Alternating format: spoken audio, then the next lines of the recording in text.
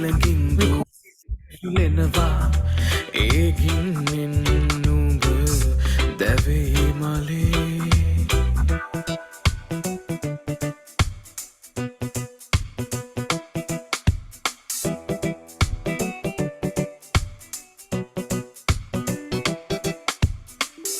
බෝලල සිංජර දිවරස කෙරුවට බඩගින්දර නෑ නිවාදමන්නේ කීරි ගැහෙන කල වාරු නැති දෙපා කොහොමද නුඹ දිගු ගමන දුවන්නේ තාර පාර දිග පාට පාට කඩ සල්පිල් හෙවනැල්ලේ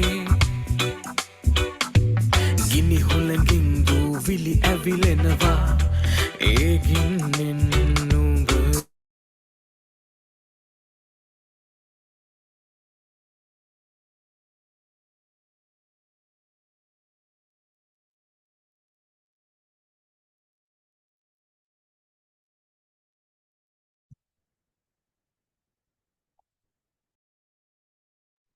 හැමෝටම වැහෙනව නේද? හරි. අපි වැඩේ පටන් ගමු. අද ගන්නකො ප්‍රශ්න පත්‍ර පොත.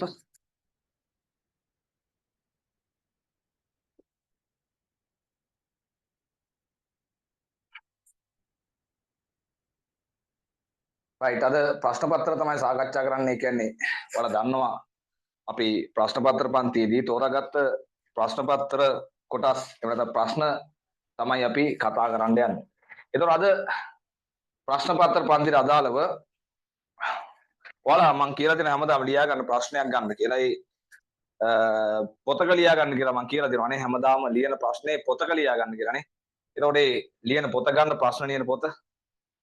රයිට්. ප්‍රශ්න ලියන පොත අරන් ලියා ගන්න මෙන්න මේ ප්‍රශ්නේ. අද අපි ගුවන් ඡායාරූප ගැන කතා කරන්නේ. ලියා ගන්න මේ ප්‍රශ්නෙට අදාළ පාඩම තමයි ගුවන් ඡායාරූප. ගුවන් ඡායාරූප මොකද්ද කින්ද මන්ද කියන එක මම කියලා දෙන්නම්. ඕක එක පාඩමක්. ඔයාලා දන්නවා හැමදාම පාඩමක්ම තමයි මම මේ ආවරණය කරන ප්‍රශ්නකේ. දැන් ගිය සතියේ වල මතක නිවර්තන වර්ෂා වනාන්තර බියෝමෝල නිවර්තන වර්ෂා වනාන්තර කියන එක සියල්ලම මම කියලා දුන්නා. ඒතකොට නිවර්තන වර්ෂා වනාන්තර ගැන ගැටලුවක් නැහැ. අද මම කියලා දෙන්නේ ප්‍රශ්න පත්‍ර පන්තියෙන් අද වාට මම කියලා දෙන්නේ ප්‍රායෝගික භූගෝල විද්‍යාවේ පාඩම් කොටසක් තියෙනවා ගුවන් ඡායාරූප කියලා. ඔන්න ඕකේ සියලුම දේ අද ප්‍රශ්නෙට අපි කතා කරලා නෝට් එකත් එක්ක ප්‍රශ්නේ උත්තරේ විදියට ලියා ගන්නවා. හරි. එහෙනම් අද ප්‍රායෝගික භූගෝල විද්‍යාව යටතේ ලියා ගන්න ගුවන් ඡායාරූප. ගුවන් ඡායාරූප.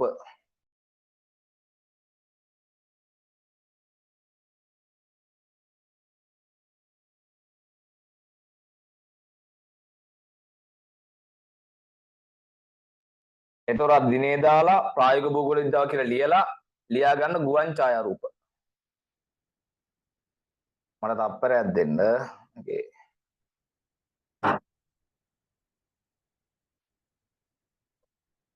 right. ගුවන් ඡායාරූපයට තමයි අද අපි කතා කරන්න යන්නේ. දැන් ඕක ප්‍රායෝගික භූගෝල විද්‍යාව ඔයාලා දන්නවා සිතියම් එහෙම නැත්නම් නවීන සිතියම් විද්‍යාත්මක ක්‍රම කියලා අපිට තියෙන පාඩමක්. නවීන සිතියම් විද්‍යාත්මක ශිල්පීය ක්‍රම කියලා. ඒ කියන්නේ දැන් ඉස්සර සිතියම් අඳින්න අපි භාවිතා කරේ ගොඩක් වෙලාවට පෑන පැන්සරනේ. හැබැයි අද වෙනකොට සිතියම් නිර්මාණය කරන්න භාවිතා කරන දේවල් අතර පරිගණකය, චන්ද්‍රිකා තාක්ෂණය, ඔය වගේ දේවල් වලින් තමයි අද වර්තමානයේ සිතියම් අඳින්නේ. ඒතරම් නවීන ක්‍රමවේද. ඒ නිසා අපි ඔයාලට කියනවා නවීන සිතියම් විද්‍යාත්මක ක්‍රම කියලා. මං කියේ සරලව තේරෙනවද ඔයාලට? දැන් ඉස්සර සිතියම් මැන්දේ එක්ක ගල් පුවරුවක එක්ක මැටි පුවරුවක ඔය වගේ දෙයකනේ පැන්සලෙන් එක්ක කඩදාසි වල ඔහොම නැන්දේ. හැබැයි දැන් අලුතෙන් සිතියම් අඳින්නේ පරිගණකවල. එහෙම නැත්නම් පරිගණක භාවිතයෙන් තමයි සිතියම් අඳින්නේ. අතින් පෑන් පැන්සල් භාවිතා කරන්නේ පරිගණක වලින් තමයි සිතියම් අඳින්නේ. අන්න ඒ සිතියම් අඳින ක්‍රමවේදයට අපි කියනවා නවීන සිතියම් විද්‍යාව කියලා. මොකද්ද කියන්නේ? නවීන සිතියම් විද්‍යාව කියලා. අලුත් සිතියම් විද්‍යාව. ඒතකොට නවීන සිතියම් විද්‍යාවට භාවිතා කරන එහෙනම් නවීන සිතියම් විද්‍යාවේදී අපි යොදා ගන්න එක ක්‍රමවේදයක් තමයි ගුවන් ඡායාරූප කියලා කියන්නේ. ගුවන් ඡායාරූප. මේක අපි කතා කරමු දුරස් සංවේදනයට තමයි මේ කතා කරනවා. ඒ පාඩම් පස්සට තියෙන්නේ. ගුවන් ඡායාරූපයක් කියලා කියන්නේ මේ නවීන සිතියම් විද්‍යාවේදී භාවිතා කරන ක්‍රමයක්. හරිද? දැන් හිතන්නකෝ කොහේ හරි තැනක් තියෙනවා අපිට යන්න බෑ. දැන් සිතියමක් අඳින්න නම් අපි එතන ගිහලා බලන්න එපා. මොකද්ද මේ தත්ත්වය මොන වගේ තැනක්ද කියන එක. නේ ඊට පස්සේ අපි සිතියම අඳින්නේ. හැබැයි දැන් සමහර තැන් තියෙනවා ලෝකේ එතෙන්ට අපිට යන්න බෑ. දැන් හිතන්න උස කඳු මුදුනක් කියලා. උස කඳු මුදුනක්. එහෙම නැත්නම් එන්න බෑවුමක්. අපිට එතෙන්ට ගිහලා බලන්න බෑනේ කොහොමද තියෙන්නේ කියලා ඇහින් බලන්න බෑ. අපි මොකක් කරනවද? අපි ප්ලේන් එකක් යවලා ගුවන් යානයක් යවලා ඒකේ කැමරාවක් අයි කරලා ඒ කැමරාවෙන් ෆොටෝ එකක් අරගෙන අන්න අපි බලා ගන්නවා මෙන්න තැනේ විස්තරේ. බලාගෙන අපි සිතියම් අඳිනවා. අන්න ඕන් ඔය වැඩේට තමයි අපි ගුවන් ඡායාරූප භාවිතා කරන්නේ. අපිට යන්න බැරි තැන් වලට ගිහිල්ලා සිතියම් අඳින්න තොරතුරු හොයාගන්න තමයි ගුවන් ඡායාරූප පාවිච්චි කරන්නේ සාමාන්‍යයෙන්.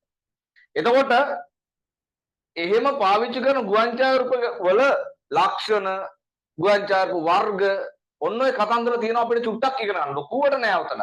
පොඩි කැලි කීපයක් තියෙනවා. හරි. ඔය මොක කරන්නත් කලින් අපි ගුවන් ඡායාරූපයක් කියන්නේ මොකද්ද කියන එක දැනගෙන ඉන්න ඕනේ. ගුවන් ඡායාරූපයක් කියන්නේ මොන වගේ දෙයක්ද? මොකද්ද ගුවන් ඡායාරූපයක් කියන්නේ? අපි කොහොමද ඒක නිර්වචනය කරගන්නේ කියන එක අපි දැනගෙන ඉන්න ඕනේ. සරලම අදහස ගුවන් ඡායාරූපයක් කියලා කියන්නේ මෙන්න මේ ප්ලේන් එකක ප්ලේන් එකක් වගේ නේද? මේ ප්ලේන් එක හයි කරලා තියෙන කැමරාවකින් ප්ලේන් එක හයි කරලා තියෙන කැමරාවකින් ගන්න ඡායාරූපයක්. එහෙම නැත්නම් ප්ලේන් එක හයි කරලා තියෙන කැමරාවකින් ගන්න අපේ වචනයෙන් කියනවා නම් ෆොටෝ එකකට තමයි ගුවන් ඡායාරූපයක් කියලා කියන්නේ. පොළවේ ගන්න ඡායාරූපයකට ගුවන් යානයක හයි කරලා තියෙන කැමරාවකින් පොළවේ ගන්න ඡායාරූපයක් තමයි එහෙම නැත්නම් ෆොටෝ එකක් තමයි සරලව ගුවන් ඡායාරූපයක් කියලා කියන්නේ. දැන් මේක ඕන වෙන්නේ මොකටද කියලා මම කියවනේ මේක ඕන වෙන්නේ සිතියම් අදින්න තොරතුරු හොයාගන්න. දැන් මෙතන ගෙදරක් තියෙනවා. එයා පැත්තේ මම කියනවා කැලෑවක් තියෙනවා. අපි මේකේ ටක් ගාලා තොරතුරු ටික ගුවන් ඡායාරූපයෙන් ගන්න පුළුවන්. අරගෙන සිතියම් අදින්න පුළුවන්. ඒකට තමයි ගුවන් ඡායාරූප භාවිතා කරන්නේ. එහෙනම් ගුවන් ඡායාරූපයක් කියලා සරලව කියන්නේ ගුවන් යානයක හයි කරලා තියෙන කැමරාවකින් ගන්න ෆොටෝ එකකට ඡායාරූපයකට. හැබැයි ওই කතාවට විභාගෙන් ලියන්න බෑනේ. විභාගෙදී අපි මේක චූට්ටක් තව ටිකක් නිර්වචනය හරියට හදා ගන්න ඕනේ. පැහැදිලිද? එතකොට දැන් බලන්නකෝ මේ ගුවන් ඡායාරූපයක් ගත්තොත් එහෙම මේ ප්ලේන් එකක් ගත්තොත් එහෙම අපිට ආවට ගියාට උඩ අරින්න බෑනේ. දැන් අපිට හිතුමතේට ප්ලේන් උඩ අරින්න පුළුවන්ද? බෑනේ. ඕකට තියෙන්න ඕන මොකද්ද? යන්න ඕන නිශ්චිත පියාසර සැලැස්මක්. අන්න වචනේ. මොකද්ද? නිශ්චිත පියාසර සැලැස්මක් තියෙන්න ඕනේ. නිශ්චිත පියාසර සැලැස්මක් තියෙන්න ඕනේ. නැත්තම් වැඩේ කරන්න බෑ. හිතුමනාපෙට අපිට ඕන විදියට ප්ලේන් උඩ ඇරියොත් එහෙම නේද? එක්ක පොලිසියෙන් දඩ ගන්නවා එක්ක එයාපෝස් එකෙන් ඇවිල්ලා අරයි යනවා අපිව. අපිට ඕන විදියට ඩ්‍රෝන් එකක්වත් උඩ අරින්න බෑනේ නේ. ඒ නිසා ගුවන් යානයක් යවන්න කලින් ගුවන් ඡායාරූපයක් යවන්න කලින් ඒකට නිශ්චිත පියාසර සැලැස්මක් තියෙනවා. මෙන්න මේ හරියට තමයි අපි යන්නේ. මෙන්න මේ උසින් තමයි මේ ගුවන් යානය ගමන් කරන්නේ කියලා නිශ්චිත පියාසර සැලැස්මක් තියෙන්න ඕනේ. හරි. අනිත් එක තමයි මේ ෆොටෝ එක ගන්න එහෙම නැත්නම් මේ ගුවන් ඡායාරූපය ලබා ගන්න අපිට හරියම පරිමාණයක් තියෙන්න ඕනේ. පරිමාණයක් කියලා කියන්නේ මම කියන්නම් මේක ගන්න වර්ග කිලෝමීටර් 10ක භූමියක්. අන්න ඒ වගේ නිශ්චිත පරිමාණයක් තියෙන්න ඕනේ. ආවට ගියාට හැමතැනම ෆොටෝ එකක් ගගා යන්න බෑ. ඒ ඡායාරූපේ ගන්න නිශ්චිත මොකද්ද? පරිමාණයක් තියෙන්න ඕනේ. එහෙනම් නිශ්චිත පරිමාණයකුත් තියෙන්න ඕනේ. නිශ්චිත පරිමාණයක් නිශ්චිත පරිමාණයක් තියෙනවා. මෙච්චර ප්‍රමාණික සිතියම් ඡායාරූපයක් තමයි අපි ගන්න කියන එක. නිශ්චිත පරිමාණයක් තියෙනවා.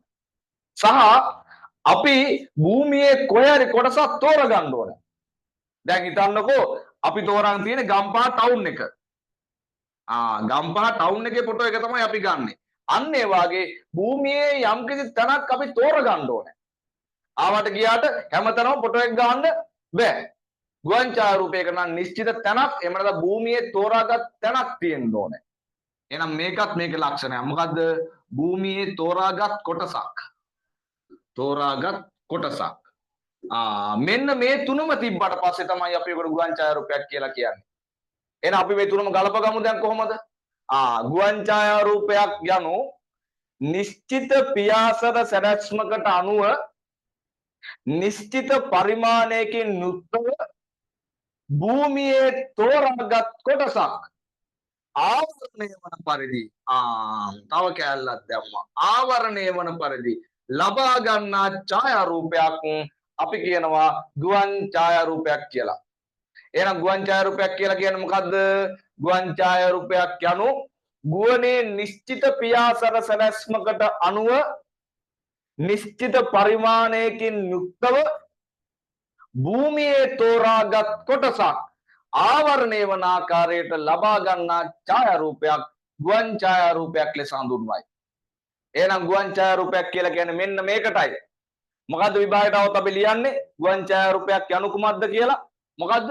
නිශ්චිත පියාසර සැලැස්මකට අනුව නිශ්චිත පරිමාණයකින් යුක්තව භූමියේ තෝරාගත් කොටසක් ආවරණය වන පරිදි ලබා ගන්නා ඡායාරූපයක් ගුවන් ඡායාරූපයක් ලෙස හඳුන්වයි. තේරුණාද කතාව? ඕකත් තමයි අපි ගුවන් ඡායාරූපයක් කියලා කියන්නේ. ඇයි මේම ගුවන් ඡායාරූපය අපි ගන්නෙ? සිතියම් අඳින්න ඕන කරන තොරතුරු හොයාගන්න.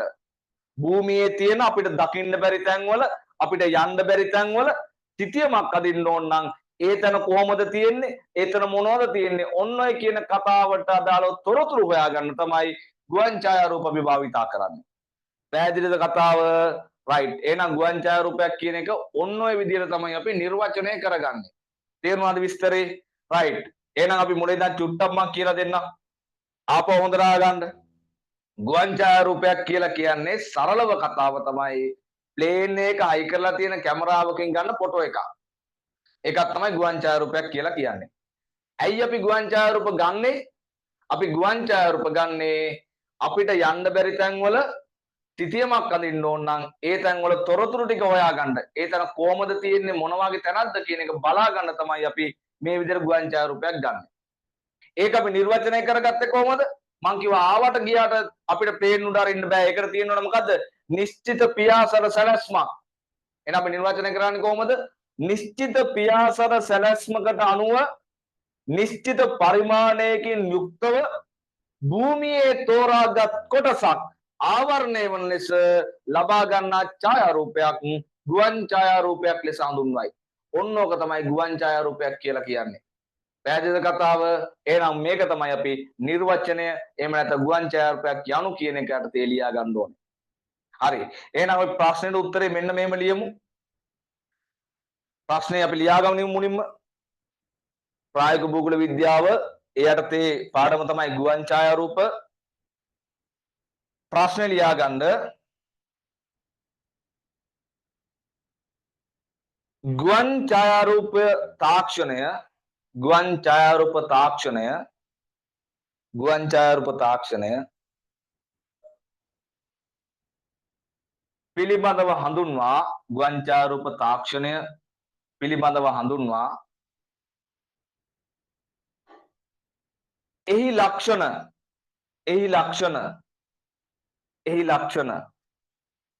පැහැදිලි කරන්න. එහි ලක්ෂණ පැහැදිලි කරන්න. ගුවන් ඡායාරූප තාක්ෂණය පිළිබඳව හඳුන්වා එහි ලක්ෂණ පැහැදිලි කරන්න. රයිට්. එහෙනම් අපි මුලින්ම ඕකදී මම කරන්නේ ගුවන් ඡායාරූපයක් යනු මොකක්ද කියන එක ලියා ගන්න ඕනේ. මේව ලියා ගන්න. ගුවන් ඡායාරූපයක් යනු පාඩම් කර ගන්නවා නිර්වචනය. ගුවන් ඡායාරූපයක් යනු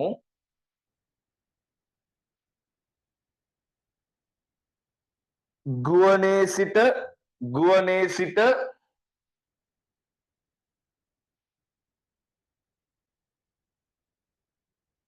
නිශ්චිත පියාසර සැලැස්මකට අනුව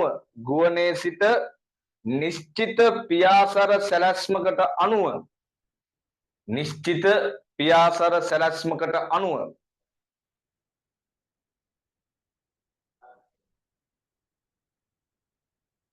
නිශ්චිත පරිමාණයකින් යුක්තව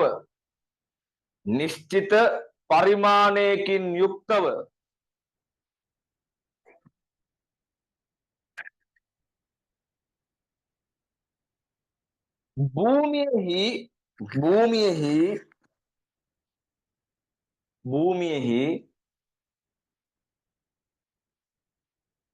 කිසියම් තෝරාගත් කොටසක් භූමියෙහි කිසියම් තෝරාගත් කොටසක්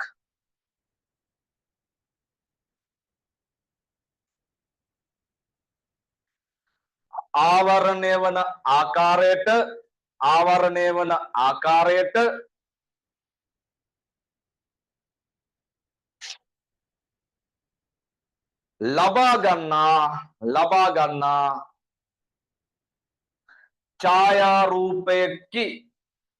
ලබා ගන්නා ඡායාරූපයකි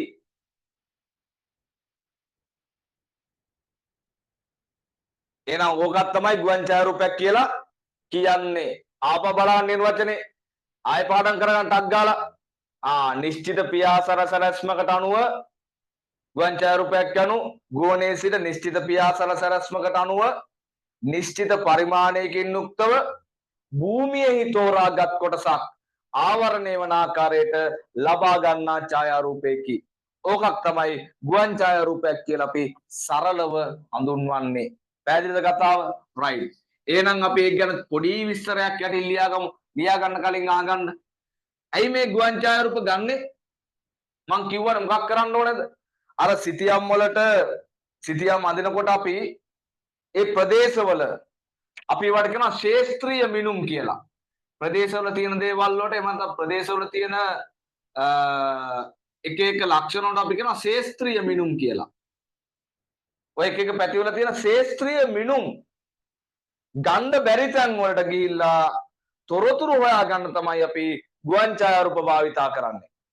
සිතියමක් අදින්න හිතන්නකෝ මං අර කලිනුත් කිව්වා වගේ මහා ලොකු බැවුමක් තියෙනවා නම් උස කන්දක් තියෙනවා නම් අපිට කන්ද උඩට නැගලා එක් කොහොමද තියෙන අනම්මනම් බලන්න බෑනේ.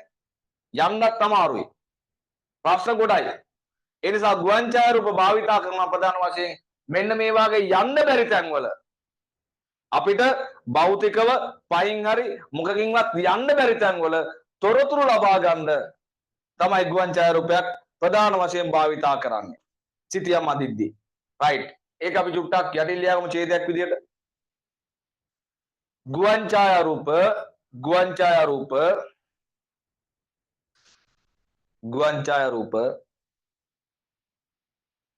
තුල අන්තර්ගත ප්‍රධාන ලක්ෂණ කීපයකි. ගුවන් ඡායාරූප තුල අන්තර්ගත ප්‍රධාන ලක්ෂණ කීපයකි.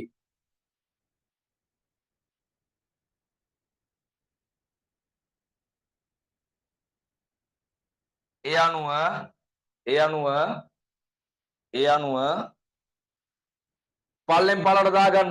ඒ අනුව පල්ලෙන් පළ ලියාගන්න මම මේ කියන ලක්ෂණ ටික පළවෙනි එක ලියාගන්න මෙන්න මේ කතාව. පළවෙනි එක සිතියම්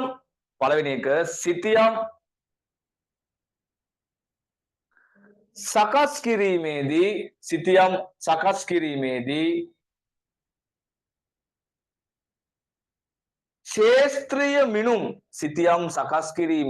ශේස්ත්‍රීය මිනුම්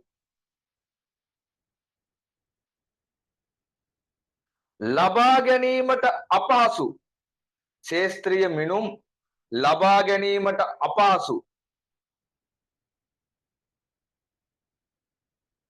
ස්ථාන කරා ශේස්ත්‍රීය මිනුම් ලබා ගැනීමට අපහසු ස්ථාන කරා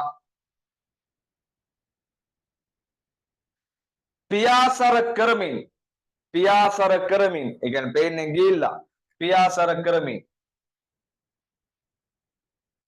ඡායාරූප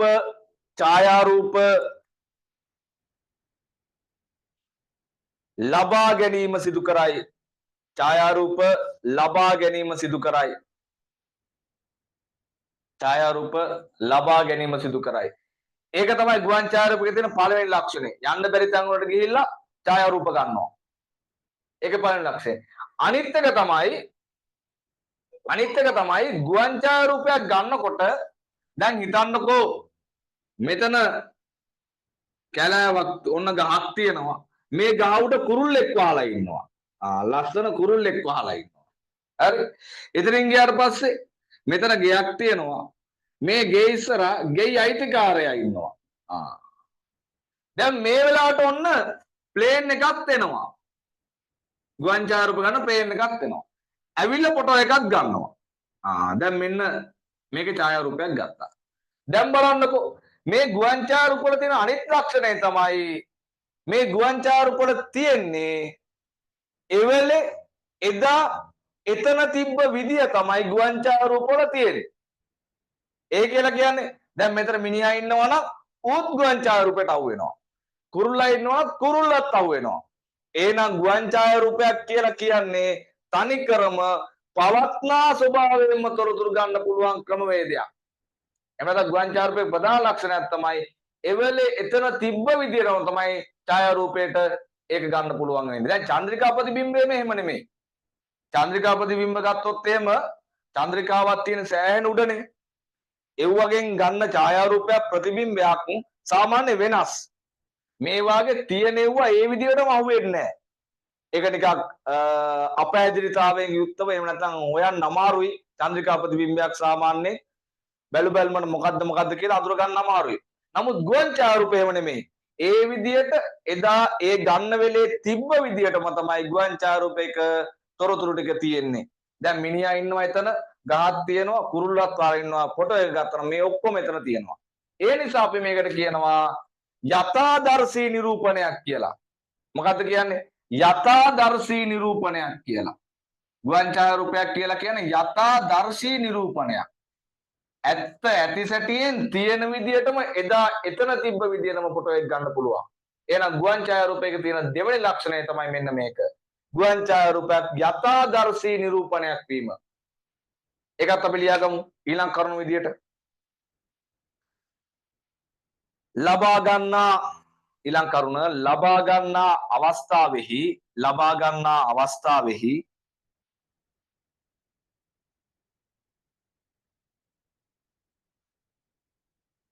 ඡායාරූපය මගින් ලබා ගන්නා අවස්ථාවෙහි ඡායාරූපය මගින්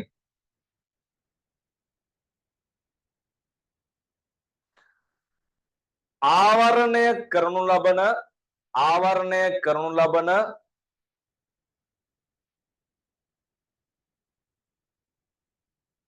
ප්‍රදේශයෙහි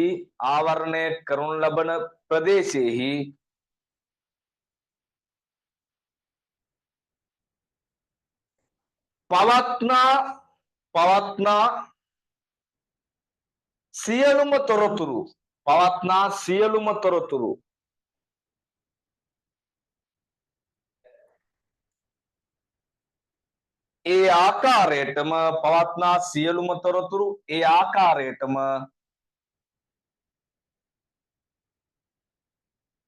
ඡායාරූපේ අන්තර්ගත වීම. පවත්නා තොරතුරු ඒ ආකාරයටම ඡායාරූපේ අන්තර්ගත වීම. වෙනස් වෙන්නේ නැහැ. තියෙන විදිහටමයි ගන්නෙ. අන්තර්ගත වීම. එම නිසා මෙය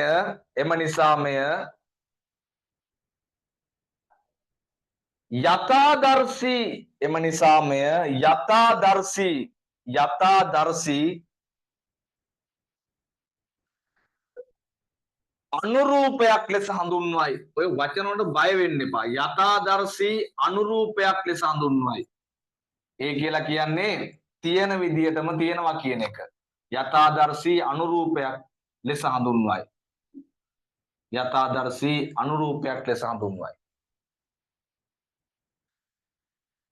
අනිත් කතාව තමයි ගුවන් ඡායාරූපයකින් ගන්න ෆොටෝ එකක් නිවැරදි. වරදින්න විදියක් නැහැ. වරදින කිසිම හේතුවක් නැහැ.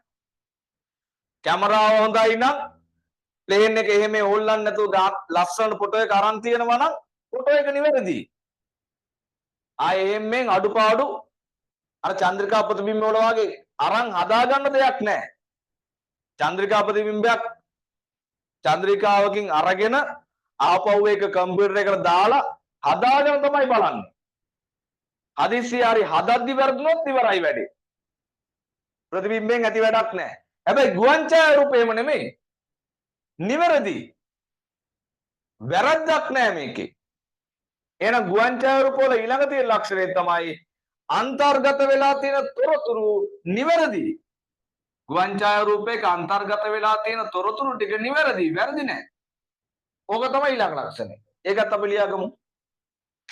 ගුවන් ඡායාරූපයක ගුවන් ඡායාරූපයක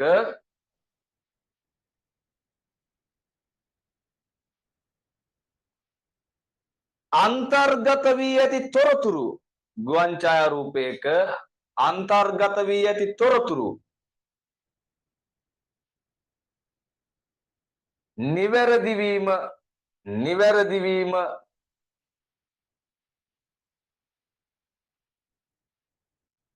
අන්තර්ගත වෙන තොරතුරු නිවැරදි වීම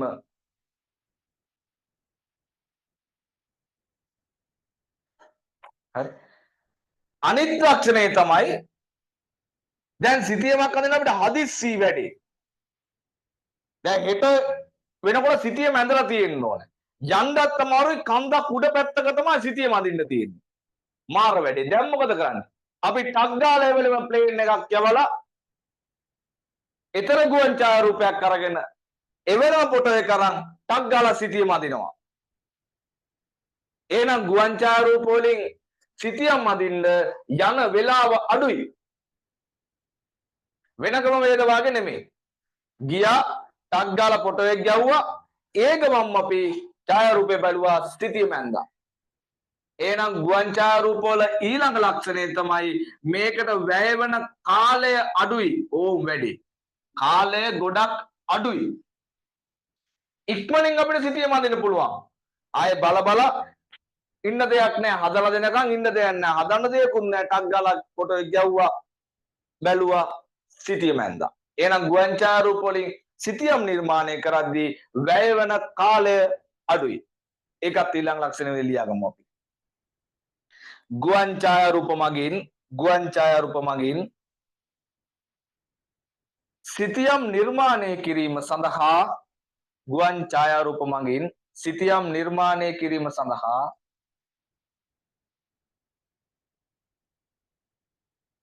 වැයවන කාලය අඩුය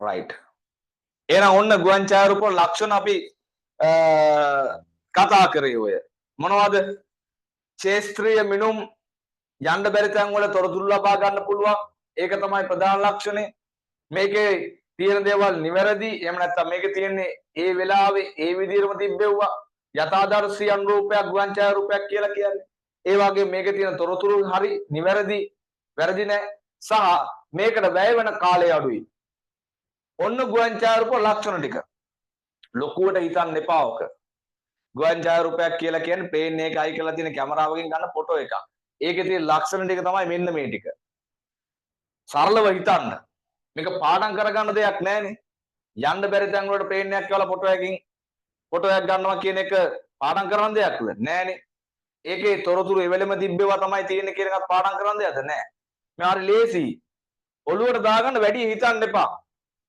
මේ වචන එකින් එක කටපාඩම් කරන්න ගියොත් තමයි කෙලවෙන්නේ වැඩි මේක නම් පාඩම් කරගන්න ඕනේ නිර්වචනේ නමුත් මෙව ඇත්තට ලොකුට හිතන්න දේවල් නෙමෙයි මේකේ තියෙන සරල කතාවක් ඔයාලා දන්න එදිනදා පාවිච්චි කරන දෙයක් දැන් ඩ්‍රෝන් එකකින් සමහරවිට දැන් ඩ්‍රෝන තියෙනවා නිකන් රුපියල් 3-4000ට ඒ වගේ අපි කැමරා ෆෝන් එක ගාලා අරිනවනේ උඩ වැඩි උඩ යවන්න නැත්නම් සාමාන්‍ය උඩක් යවනවා ඉතින් ඒකේ තියෙන ලක්ෂණ ටික මොනවද මේ ටිකම තමයි ඔන්න ඔය කතාවම තමයි එහෙනම් ඔන්න ගුවන් ඡායාරූපයක ලක්ෂණත් අපි කතා කරා ඔයාලා දන්නවද ලංකාවේ ඉස්සර ඔය ගුවන් ඡායාරූප තාක්ෂණය තිබ්බේ නෑනේ ලංකාවේ සාමාන්‍යයෙන් ඔය 1950 ගණන් වල තමයි ලංකාවටත් ඔය ගුවන් ඡායාරූප තාක්ෂණය ආවේ.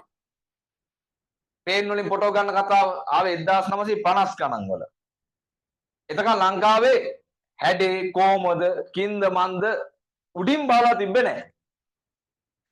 මතක තියාගන්නකො මේ කතාව මම නිකන් මෙතන මතක් වුන නිසා කියන්නේ 1956 අවුරුද්දේ තමයි මුළු ලංකාවම ආවරණය වෙන විදියට ගුවන් ඡායාරූපයක් මුලින්ම ගත්තේ.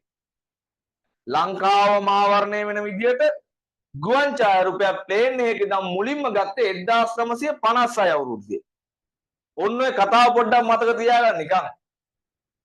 මං චුට්ටක් කිව්වේ ඔක මතක් වුන නිසා. ඔක ඔය ප්‍රශ්නේ අපි ලියාගෙන පොතේ උඩින් හරි චුට්ටක් තරුවක් දාලා ලියා ගන්නකො. 1956 වසරේ 1956 වසරේ පළමු වරට 1956 වසරේ පළමු වරට ලංකාවම ආවරණය වන පරිදි ගුවන් ඡායාරූපයක් ලබාගෙන ඇත. ලංකාවම ආවරණය වන පරිදි ගුවන් ඡායාරූපයක් ලබාගෙන ඇත. දැන් නම් සෑහෙන්න තියෙනවා ලංකාවේ ගාපු ගුවන් ඡායාරූප. හැබැයි මුලින්ම ගත්තේ 56 අවුරුද්දේ. ලංකාවම පේන විදිහට. හිතන්නකො කොච්චර ලොකු කාලෙකුත් නෑ නේද ගුවන් ඡායාරූපයක් කරන් ලංකාව පේන විදිහට. ඉතින් ඕකත් මතක තියාගන්න මම අමතර කාරණාවක් විදිහට ඔක් කිව්වේ. රයිට්. දැන් ඔය ගුවන් ඡායාරූපයක් ගත්තොත් එහෙනම් මේකේ මේ වර්ග ටිකක් තියෙනවා අප්පා. වර්ග කියලා කියන්නේ ඔය ඡායාරූපේ ගන්න එහෙම නැත්නම් ප්ලේන් එකෙන් ෆොටෝ එක ගන්න කෝණය අනුව. ප්ලේන් එකේ කැමරාව එක එක විදිහට හයි කරන්න පුළුවන්. ඔය කැමරා එක එක විදිහට ඇන්ගල් කරන්න පුළුවන්. අනේ ඇන්ගල් එක අනුව ගුවන් ඡායාරූප වර්ග දෙකක් තියෙනවා. ඒ කියලා කියන්නේ මේ කැමරාවේ මොකක් අනුවද? කෝණය අනුව. කැමරාව හයි කරලා තියෙන එහෙම නැත්නම් ෆොටෝ එක ගන්න කෝණය අනුව. අපිට පුළුවන් කැමරාව කෙලින්ම මෙන්න මේ විදිහට කැමරාව කෙලින්ම පොළවට අපි මේකට කියනවා ප්‍රකාශ අක්ෂය කියලා. කැමරාවේ තියෙන ලෙන්ස් එකට මොකද්ද කියන්නේ ප්‍රකාශ අක්ෂය කියලා. ඒකත් මතක තියාගන්න. ප්‍රකාශ අක්ෂය. මෙන්න මේ කැමරාවේ ප්‍රකාශ අක්ෂය කෙලින්ම පොළවට ලම්බක කරලා මෙන්න මේ විදිහට කෙලින්ම පොළවට ලම්බකව ගන්න ගුවන් ඡායාරූපයට අපි කියනවා සිරස් ගුවන් ඡායාරූප කියලා. මොනවද කියන්නේ? සිරස් ගුවන් ඡායාරූප කියලා. හරි? අනිත් විදියක් තමයි එවද ගුවන් ඡායාරූප ගන්න අනිත් ක්‍රමය තමයි මේ ප්ලේන් එකේ තියෙන කැමරාව මෙන්න මේ විදිහට පොඩ්ඩක් ඇල කරලා කැමරාවේ ලෙන්ස් එක පොඩ්ඩක් මෙන්න මේ විදිහට ඇල කරලා ඡායාරූප ගන්න පුළුවන්. ඒකට අපි කියනවා ඇල ගුවන් ඡායාරූප කියලා. හරි. එහෙනම් ගුවන් ඡායාරූප ප්‍රධාන වර්ග දෙකක් තියෙනවා. ගුවන් ඡායාරූප ප්‍රධාන වර්ග දෙකක් තියෙනවා. එකක් තමයි මෙන්න මේ විදිහට පොළවට සිරස්ව ලම්බකව ගන්න ඡායාරූපයට අපි කියනවා සිරස් ගුවන් ඡායාරූප කියලා. ඒත් එක්කම මේ කැමරාව ගුවන් මේ ප්ලේන් එකේ තියෙන කැමරාව ගුවන් යානයේ තියෙන කැමරාව ඒකේ ප්‍රකාශාක්ෂය මෙන්න මේ විදිහට ඇල කරලා ගන්න ඡායාරූපයට අපි කියනවා ඇල ගුවන් ඡායාරූප කියලා. එහෙනම් ගුවන් ඡායාරූප ප්‍රධාන වර්ග දෙකයි. සිරස් ගුවන් ඡායාරූප සහ ඇල ගුවන් ඡායාරූප. රයිට්? එහෙනම් අපි යටින් ඡේදයක් විදිහට මෙන්න මෙහෙම ලියාගමු. කරුණක් නෙමෙයි ඡේදයක් විදිහට.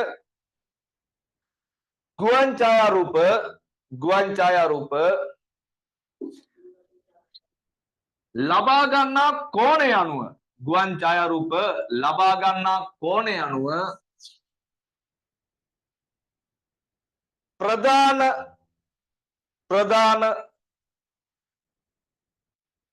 ආකාර දෙකකට වෙන් කළ හැකිය.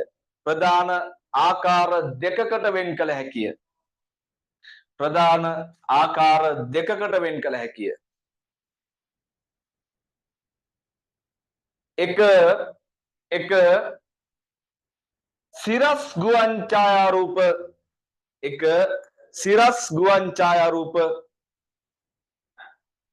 ගුවන් ඡායාරූප දෙක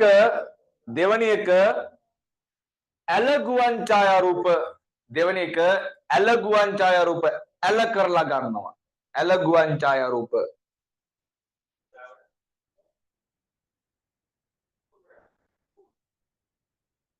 හරි? ඇල ගුවන් ඡායාරූප. එතකොට අපි බලමු මොකද සිරස් ගුවන් ඡායාරූපයක් කොහොමද ගන්නෙ? ඇල ගුවන් ඡායාරූපයක් කොහොමද ගන්න කියලා. ඕකේ පොඩි පොයින්ට් එකක් විදිහට අනුමාත්‍රකාවක් විදිහට ප්‍රශ්නෙම දාගන්න පොඩි පොයින්ට් එකක් විදිහට ඇල ගුවන් ඡායාරූප සිරස් ගුවන් ඡායාරූප අපි බලමු කොහොමද සිරස් ගුවන් ඡායාරූපයක් ගන්නෙ. මොකක්ද ඒකෙදි කරන්න කියලා. හරි. සිරස් ගුවන් ඡායාරූප මෙයා ගන්නකො. සිරස් ගුවන් ඡායාරූපයක් ගන්න මෙන්න මේ විදියට. වැඩි කතාවක් නෑ මේකට. කෙලින්ම අර ප්ලේන් එකේ තියෙන කැමරාවේ මෙන්න මේ ලෙන්ස් එක අපි ඒකට කියව මොකක් කියනවද ප්‍රකාශ අක්ෂය. ප්‍රකාශ අක්ෂය ලෙන්ස් එක අර වල දැකලා ඉතින් ෆොටෝ ගන්නව දිග හොම්බ අර ෆොටෝ ගන්න ලොකු අර කැමරාවල තියෙන දිග හොම්බ ඕක තමයි ලෙන්ස් එක. අන්නේ දිග හොම්බ එනවා ප්‍රකාශ අක්ෂය පොළවට මේ විදිහට අංශක 90ටම පොළවට මේ විදිහට අංශක 90ටම අංශක 90 කින්ද අපි ඒකට කියන ලම්බකව අංශක 90ට එහෙම නැත්නම් ලම්බකව තියලා ගන්න ඡායාරූප වලට අපි කියනවා සිරස් ගුවන් ඡායාරූපයක් කියලා. හරියට අංශක 90ට උඩ ඉඳන් තියලා ගන්න ඡායාරූපයකට අපි කියන්නේ සිරස් ගුවන් ඡායාරූපයක් කියලා. මතක තියාගන්න හොඳට මේ සිරස් ගුවන් ඡායාරූප ගන්නකොට මේක ලම්බකව තිබ්බට මෙන්න මේක අංශක 3ක් ඇතුලේ මේ කැමරාවේ ප්‍රකාශාක්ෂය අංශක 3ක් ඇතුලේ මෙන්න මේ වාගේ අංශක 3ක කෝණයක් ඇතුලේ එහාට මෙහාට කරන්න පුළුවන්. හැබැයි අංශක 3ට වඩා වැඩි වෙන්න බෑ. අංශක 3ක් ඇතුලේ විතරක් එහාට මෙහාට කරන්න පුළුවන්. අංශක 3ට වඩා වැඩි වුණොත් මේක ඇලවෙනවා. ඒ නිසා මතක තියාගන්න සිරස් ගුවන් ඡායාරූප ගන්නකොට කැමරාවේ ප්‍රකාශාක්ෂයේ ලම්බකව තියෙනවා එමෙත අංශක 90ට තියෙනවා. නමුත් මේක අංශක 3ක් ඇතුලේ එහාට මෙහාට කැමරාව කරන්න පුළුවන්. 3ට වඩා පයින්න බෑ. අංශක 3ක් ඇතුලේ එයයි මේ කරන්නේ හැකියාව තියෙනවා සිරස් ගුවන් ඡායාරූපයකදී. හරි?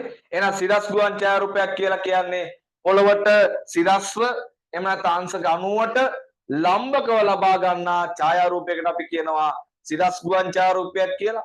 ඒකෙදි ප්‍රකාශාක්ෂය එහෙම නැත්නම් කැමරාවේ ලෙන්ස් එක අංශක 3ක පරතරයක් ඇතුලේ එහාට මෙහාට කරන්න පුළුවන්. ඔන්න ඕම ගන්න ඡායාරූපයක් තමයි සිරස් ගුවන් ඡායාරූපයක් කියලා අපි කියන්නේ. රයිට්. එහෙනම් අපි ඒක චුට්ටක් මෙන්න මෙහෙම ලියාගමු. සිරස් ගුවන් ඡායාරූප යනු සිරස් ගුවන් ඡායාරූප යනු සිරස් ගුවන් ඡායාරූප යනු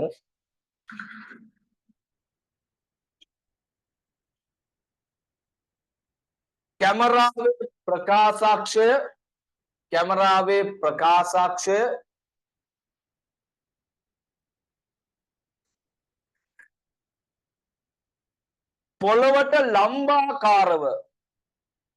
පොළවට ලම්බාකාරව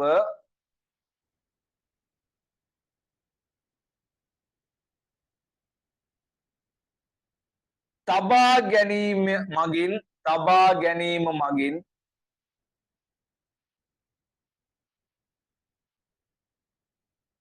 ලබා ගන්නා ඡායාරූප වේ.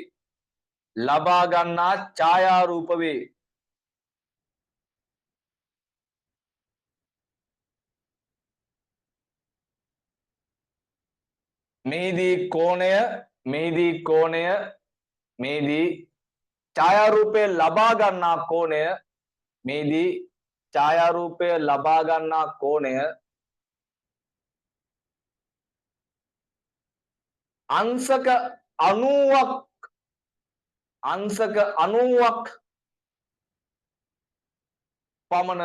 අංශක 90ක් පමණ වේ. මේ බලන්නකෝ මේ තියෙන ඔය සිරස් ගුවන් ඡායාරූපය බලන්න කෙලින්ම ගාලා තියෙන්නේ මේ කෙලින්ම ගාලා තියෙන සිරස් ගුවන් ඡායාරූපයක්. ආය ඇල කරලා මොකවත් නැහැ කෙලින්ම පොළොවට ලම්බකව තමයි ගාලා තියෙන්නේ. ඕකට අපි කියන සිරස් ගුවන් ඡායාරූපයක් කියලා. හරි අංශක 90ට ගාලා තියෙන්නේ. හරි ඉතුරු ටිකත් අපි ලියාගමු ඕකටම. එතරම් නමුත් මෙම ලම්බාකාර බව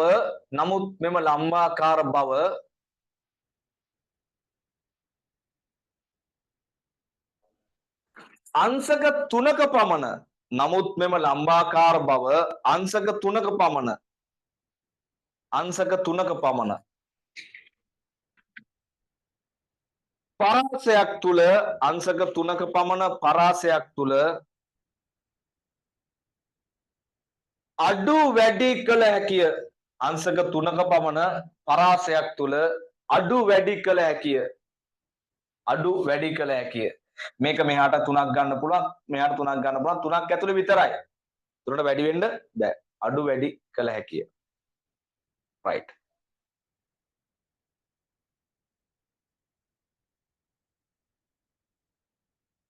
හරි. ඊළඟ මාතෘකාව ලියා ගන්න ඇලගුවන් ඡායාරූප. ඊට කලින් මෙන්න මේක ඇඳ ගන්නකොතර නිකන් අටු සටහනක් විදියට තිරස් ගුවන් ඡායාරූප වල මෙන්න මේක ඇඳ ගන්නකො. මෙන්න මේක ඇඳ ගන්න නිකන් උතනේ. ඔන්න ඔය විදියට අංශක 3යි කියලා දාගන්න මෙතනින් නිකන්.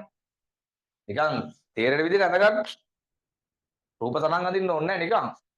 කඩු සටහනක් ඇඳ ගන්න. අංශක 3ක් ඇතුලේ එහෙම මේක කරන්න පුළුවන්. නමුත් අංශක 9ට තියෙන්න ඕනේ. 3ක් ඇතුලේ එහෙම මේක කරන්න පුළුවන් හැබැයි. ඒක තමයි සිරස් ගුවන් ඡායාරූපයක් කියන්නේ. ඇඳ ගන්න ටක් ගාලා. දැන් ඉතින් මේක සම්බන්ධවත් කියන්නකො මෙහෙම ඉතින් උගන්වන්නේ අපි උගන්වන එකට වේගය වැඩි වාගේ හිතනවා නම් මේ ස්පීඩ් එකට උගන්වන්න නැතුව ඉමීට කරලා ඉතින් බෑනේ වැඩේ කරන්න. මාස 5ක් විතරනේ තව තියෙන්නේ. ඔයාලගේ අවුරුදු නිවාඩු, පොයේ නිවාඩු, වෙසක් එකට එහෙම යන්නේවා, අවුරුදු උත්සවවලට යන්නේවයි, අරවයි මේවයි ඔක්කොම අඩු කරලා ගත්තට පස්සේ අඩු සුළු කාලයක් තියෙන්නේ. කොච්චර කිව්වත් අහන්නේ අවුරුදු උත්සවයට යන්නත් එපා. මුගියත් ඉතින් කමන්නේ මේ අවුරුද්දට. අවුරුදු උත්සව කරන්නයි, වෙසක් එකට කූඩු හදන්නයි, තොරන් ගහන්නයි, බත්ති ගීත කියන්නයි, අර යන්නයි, මෙව්ව යන්නයි. ප්‍රශ්න ගොඩයිනේ. ඒතකොට ඉතින් කාලේ අඩුයි. මේව තමයි මැච් එක ගහන්න වෙන්නේ. හරිද? ඉමීට ඇඳගත්තද? දැන් ඉතින් ඔය දෙන කාරණා මේවා ගැන ගැටලු තියෙනවා නම් මට මැසේජ් එකක් හරි කෝල් එකක් හරි දීලා අහන්න. ප්‍රශ්න වලට උත්තර ලියලා තිබ්බා ඔයාලා. මට තව කීප දෙනෙක් දෙකක් තුනක් තියෙනවා බලන්න. මට බලන්න බැරි වුණා මේ දවස්වල පන්ති. මේව තියෙන නිසා ඒ ටිකත් බලලා දෙන්නම් ඈ. ඒකත් අවුලක් නැහැ. ඉතින් මේවා පාඩම් කරගන්න අනේ නැත්තම් නම් වැඩි අවුල් වෙනවා. දැන් මං කියලා දෙනවානේ.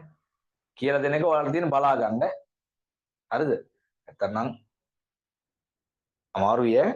ඒ නිසා මේක පාඩම් කරගන්න හොඳට අවුරුදු උත්සවයට යන්න කමන්නේ.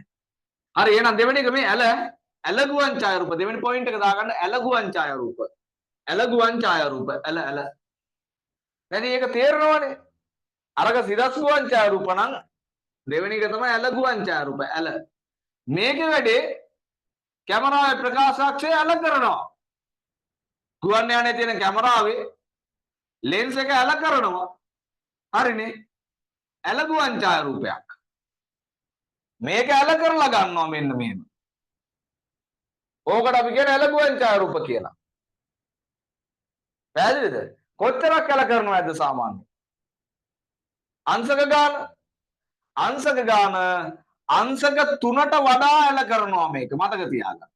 අංශක 3ට වඩා ඇල කරනවා නම් ඒකට අපි කියන්නේ ඇලගුවන් ඡායාරූපයක් කියලා. දැන් අර සිරස් ගුවන් ඡායාරූපයේ අංශක 3ක් ඇතුළේ විතරයිනේ එහෙම මේ කරන්න පුළුවන් කිව්වේ මම. හැබැයි මේක අංශක 3ට වඩා ඇල කරනවා. ආම්බඩු ඇලගුවන් ඡායාරූපේ. එහෙනම් අංශක 3ට වඩා ප්‍රකාශාක්ෂය ඇල කරලා ගන්න ඡායාරූපවලට අපි කියන්නේ ඇලගුවන් ඡායාරූපයක් කියලා. තේරුණාද කතාව? රයිට්. ඇලගුවන් ඡායාරූපයක් කියන්නේ මොකද්ද? කැමරාවේ ප්‍රකාශාක්ෂය අංශක 3ට වඩා ඇල කරලා ගන්න ඡායාරූපවලට අපි කියන්නේ ඇලගුවන් ඡායාරූපයක් කියලා. පැහැදිලිද කතාව? ලොකු කතන්දර නෑ මෙතන. ඔච්චරයි තියෙන්නේ. එහෙනම් ඇලගුවන් ඡායාරූපයක් යනු කියන එක අපි ලියාගමු. මෙන්න මේම දෙවෙනි පොයින්ට් එක දාගන්න. ඇලගුවන් ඡායාරූප. ඇලගුවන් ඡායාරූප. ඇලගුවන් ඡායාරූප. ඒ යටතේ ලියාගන්න කැමරාවේ ප්‍රකාශාක්ෂය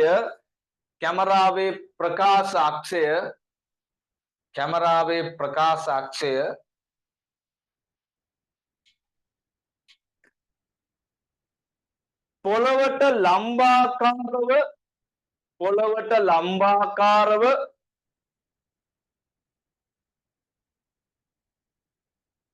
නොපිහිටන අතර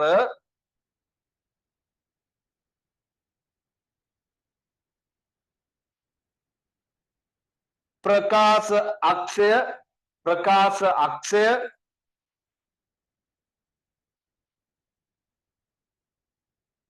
ඇලව තබා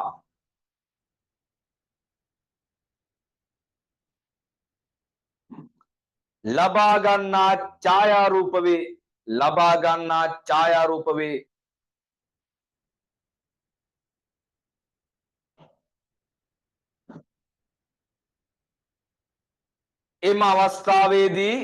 එම අවස්ථාවේදී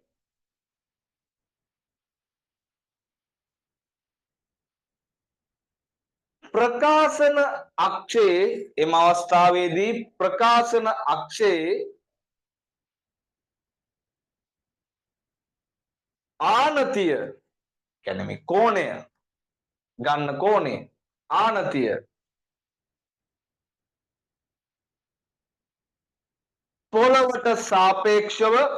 පොළවට සාපේක්ෂව පල්ලෙන පොළව තියෙන්නේ පොළවට සාපේක්ෂව අංශක 3ට වඩා පොළවට සාපේක්ෂව අංශක 3ට වඩා වැඩි වේ අංශක 3ට වඩා වැඩි වේ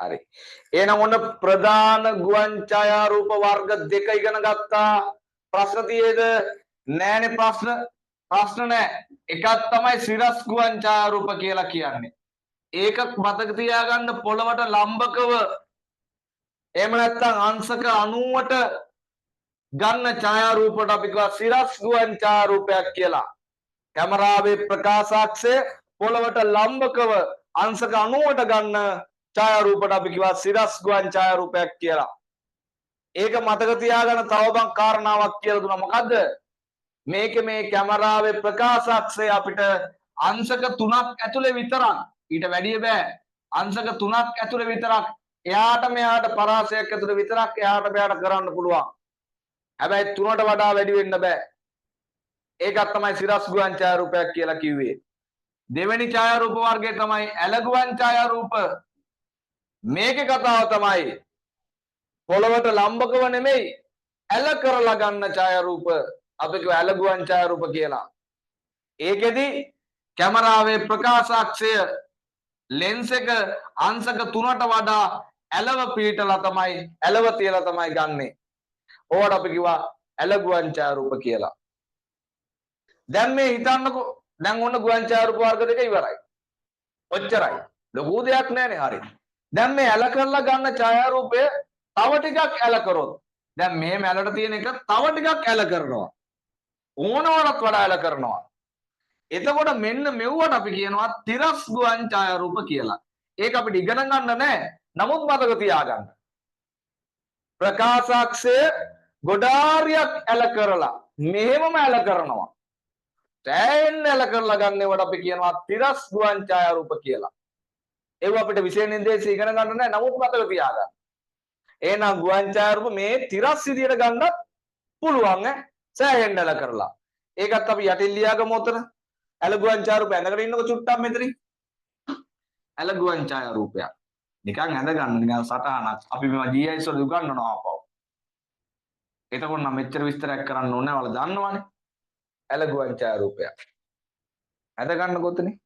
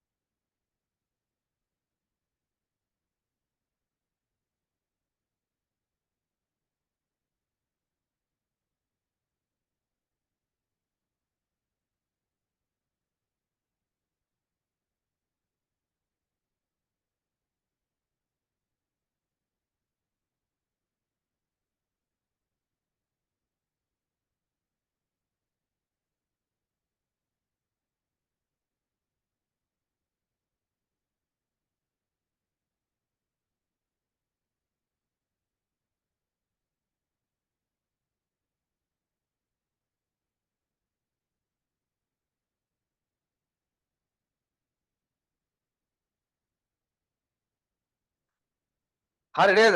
රයිට්. එහෙනම් ඔකට තමයි අපි ඇලගුවන් ඡායාරූපයක් කියලා කියන්නේ. අර මං යටින් කිව්ව කතාව චුට්ටක් ලියාගමු. මේක අදාළ වෙන්නේ නැහැ. නමුත් ඉගෙන ගන්න දැනුවත් වීමට හොඳයි ඒක. හදිස්සිය හරි මේක ලොකු විස්තරයක් කරන්න આવොත් අපිට ඒකත් මතක තියාගන්න ලේසි. ඒ නිසා අපි ඒක චුට්ටක් ලියාගමුකෝ. ඇලගුවන් ඡායාරූපවල උතරම ලියා ගන්න. ඒ ලියාගත්ත ගාම ලියා ගන්න. ඇලගුවන් ඡායාරූපවල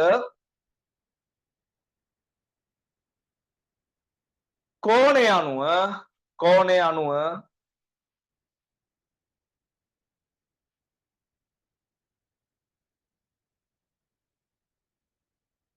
අඩු ආනතියක් සහිත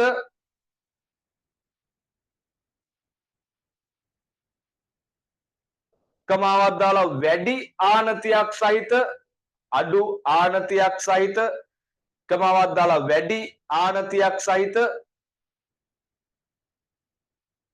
හා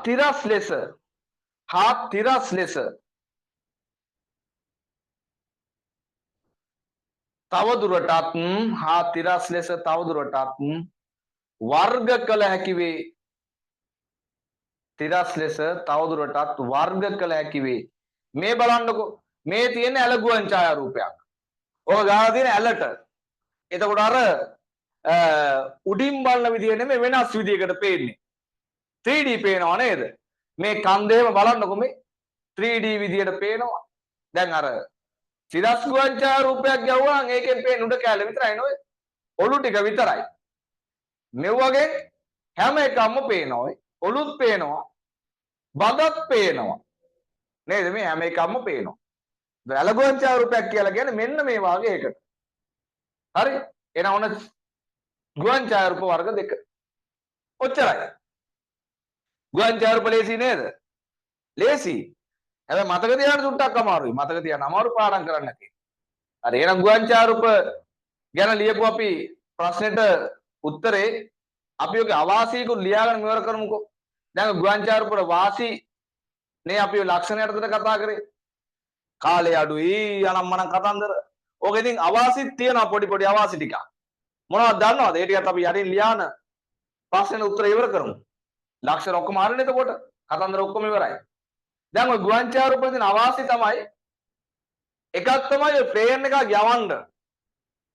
ෆොටෝ එක ගන්න ප්ලේන් එක යවන්න. අපිට මේ හිතුමනාපෙට මේ වාහනයක යනවා පෙට්‍රල් ගාලා බොක් ගාලා අරින්න බෑනේ. ඔයාට ඉන්ධන ගන්න ඕනේ නිකන් සාමාන්‍ය පෙට්‍රල් ගන්න බෑ. සෙට් එකකින් වයි සාමාන්‍ය පෙට්‍රල් ගන්නවද පේන්න ඕන. බෑනේ. ඉන්ධන වලට මුදලක් යනවා. ප්ලේන් එකක් අරින්න එළවෙන කාල ගානක් දෙන්න ඕනේ. සාමාන්‍යයෙන් මේ අපිට වයි ප්ලේන් වල වන්න බෑනේ. එහෙනම් එතෙන්ද මුදලක් යනවා. ඔය කැමරාවෙම හෙන්න ගණන් මේ කැමරාවෙම. සාමාන්‍ය කැමරාවකින් ෆෝන් එකේ තියෙන කැමරාවකින් ප්ලේන් එකකින් ඉඳන් ෆොටෝ එකක් ගන්න උනත් බෑනේ. මෙනෝ රහන් නැති වෙනවනේ. එහෙනම් ගුවන් ඡායාරූප ලබා ගන්න යන පිරිවැය අධිකයි මතක තියාගන්න. සෑහෙන මුදලක් වැය කරන්න ඕනේ. ඒකනේ 1956 වෙනකන් හිටිය අපි ෆොටෝ එකක් ගන්න ලංකාවෙම. ලංකාවේ සම්පූර්ණ ෆොටෝ එකක් ගන්න 1956 වෙනකන් හිටියේ ඒකනේ. සල්ලි නැහැ. පිරිවැය අධිකයි. අනිත් එක තමයි හිතන්නකො මේ ප්ලේන් එකෙන් අපි ෆොටෝ එකක් ගන්නවට වහිනවා කියලා. අකුණු ගගා මොර සූරන වරුසාව. මාර වැඩි.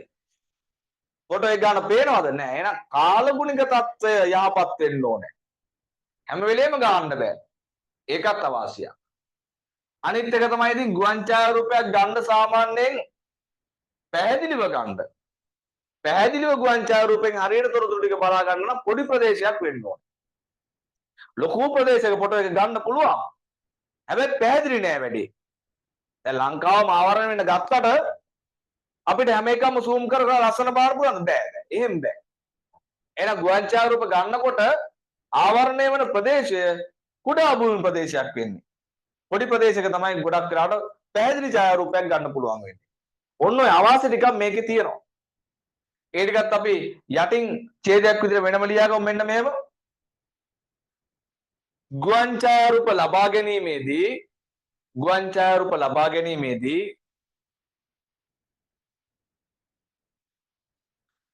වාසිදායක තත්වයන් මෙන්ම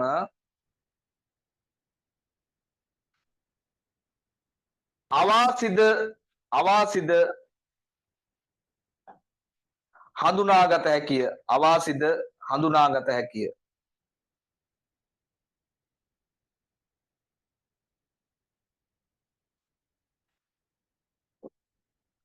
අවාසිද හඳුනාගත හැකිය. ඒ අනුව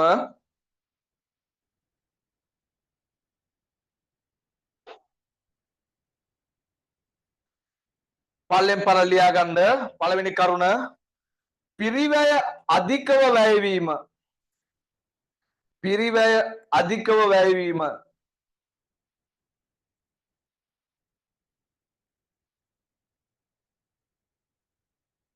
ඒ අර්ථය එතරම් ලියා ගන්න පිරිවැය අධිකව වැයවීම මේ යටතේදී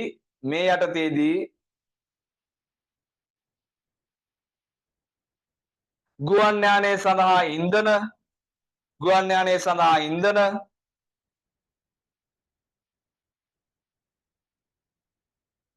එය පාලනය කිරීම සඳහා යොදාගනු ලබන තාක්ෂණය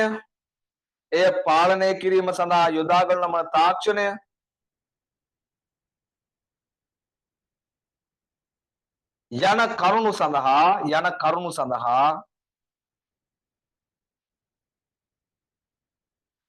අධික වියදමක්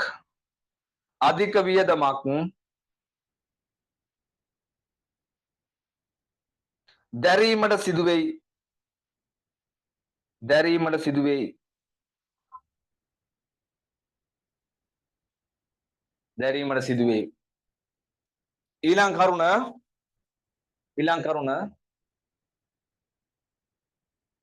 යහපත්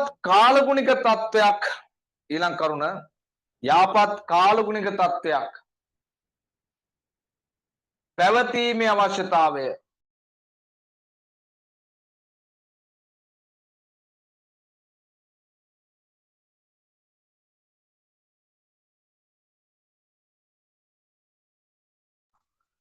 යහපත් කාලගුණික තත්ත්වයක් පැවතීමේ අවශ්‍යතාවය.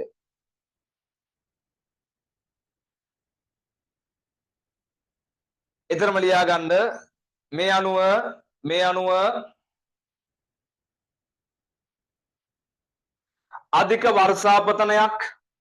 අධික වර්ෂාපතනයක්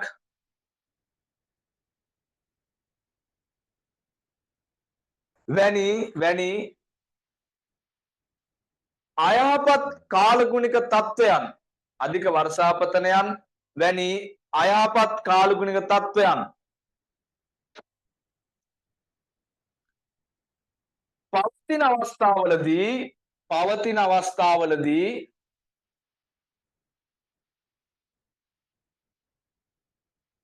ගුවන් ඡායාරූප ලබා ගැනීම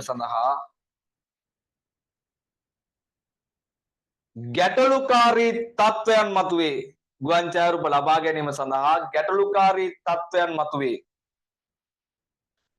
ඒකත් අවාසියක්. හරි. ඊට පස්සේ අවසාන අවාසිය කරුණක් විදිහට ලියා ගන්න කුඩා භූමි ප්‍රදේශයක්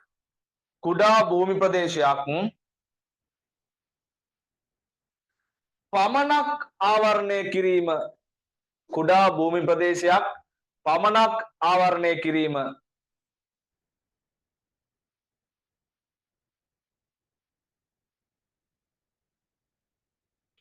ඒ අර්ථය එතන ලියා ගන්න ගුවන් ඡායාරූපයක් ලබා ගැනීමේදී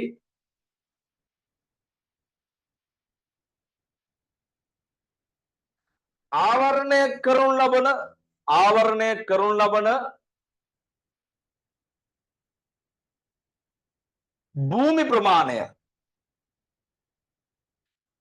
භූමි ප්‍රමාණය කුඩා ප්‍රදේශයක් වීම මගින්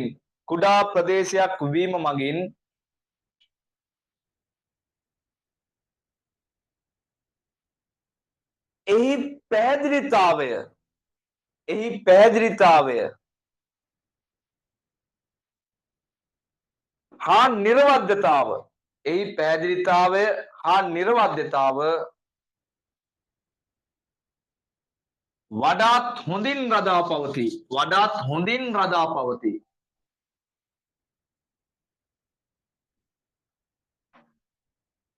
ආවරණය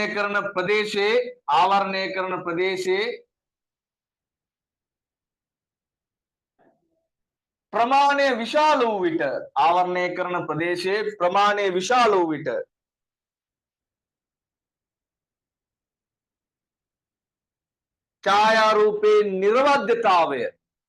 ඡායාරූපේ නිර්වද්‍යතාවය අඩුවීම සිදුවේ. ඡායාරූපේ නිර්වද්‍යතාවය අඩුවීම සිදුවේ.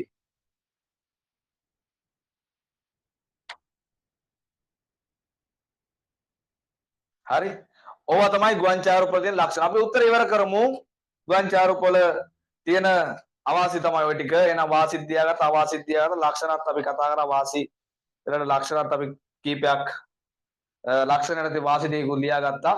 ඒ වාසි විදිහට ගන්න පුළුවන්, ලක්ෂණ විදිහට ගන්නත් පුළුවන්. ගැටලුවක් නැහැ. අපි උත්තර ඉවර කරමු මෙන්න මෙහෙම. මේ ආකාරයට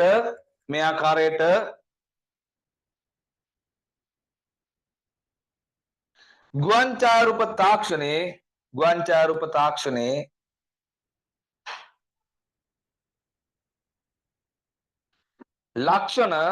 ලක්ෂණ පෙන්වා දිය හැකි වේ.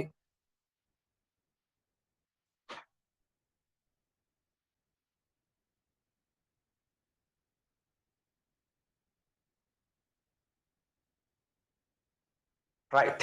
එහෙනම් ඔන්න ගුවන් ඡායාරූප තාක්ෂණයේ පාඩම කොටස ඔන්න ප්‍රශ්න පත්‍රයකින් අපි කතා කරලා ඉවර කරා. එතකොට ගුවන් ඡායාරූප තාක්ෂණය ගැන ඔන්න ඔයාලා දැන් දැනගත්ත වැඩි. ප්‍රශ්නයක් නැහැ නේ. ඕකත් තමයි ගුවන් ඡායාරූප වල විභාගයට ඇව්වොත් ඔන්න ඔය ටික තමයි ආන්න පුළුවන්. වර්ග දෙක ආන්න පුළුවන්. ගුවන් ඡායාරූපයක් කියන්නේ මොකද්ද කියන එක ආන්න පුළුවන්. ලක්ෂණ ටික ආන්න පුළුවන්. ලක්ෂණ වලට වාසි ලියන්නත් පුළුවන්, අවාසි ලියන්නත් පුළුවන්. දෙකම හරිනේ. දෙකම ලක්ෂණනේ. වාසි වුණත් අවාසි වුණත් දෙකම ලක්ෂණ විදිහට ගන්න පුළුවන්. පැහැදිලිද? වාසිත් ඔකේ වෙන් කරලා ඔයාලට ගන්න පුළුවන්, අවාසිත් වෙන් කරලා ගන්න පුළුවන්. ඊළඟ මාසෙන ටියුට් එකේ GIS ටියුට් එකේ නවීන සිතියා විද්‍යාත්මක ක්‍රමවේද ටියුට් එකේ ඔය ඔක්කොම තියෙනවා. ගුවන් ඡායාරූප ගැන ඔය අපි කතා කරපු දේවල් ඊට වඩා කරුණු ගොඩාරියක් තියෙනවා. කියව ගන්න පුළුවන්. ගුවන් ඡායාරූප තාක්ෂණය ගැන ගැටලුවක් තියෙන විදියක් නෑ දැන්. ඔය ටික තමයි උගන්වන්නේ කොයි ගියත්. මම මේ සරලව කෙටියෙන් ඔයාලට පැහැදිලි කරේ. උතරින් යාට ලොකුවට ඉගෙන ගන්න අවශ්‍යතාවයක් නැහැ. ඔය ටික ඉගෙන ගන්නත් තරම් ඇති. right. ඒතර ඕවා තමයි ගුවන් ඡායාරූප තාක්ෂණය ගැන අපි කතා කරන්නේ. එහෙනම් අපේ අද දෙවෙනි ප්‍රශ්නේ. මේකත් ජන සංඛ්‍යාවෙන් ආන ප්‍රශ්නයක්. මේකත් අර උගන්වන්න දෙයක් නැහැ. හිතා ගන්න පුළුවන් මේ වාගේ ලේසි එකක් තමයි මේකත්. මොකක්ද දන්නවද? අද අපි කතා කරන්න යන්නේ ලෝකේ ඉන්න වියපත් මිනිස්සුયો ගැන. එහෙම නැත්නම් අපේ වචනෙන් කියනවා නාකි කට්ටිය ගැන. අපි තරුණයිනේ. ඔයාලා තරුණයි. නාකි සෙට් එක ගැන තමයි කතා කරන්න යන්නේ. වියපත් ජන සංඛ්‍යාව ගැන. මේ බලන්නකෝ. වියපත් ගැන. වියපත්.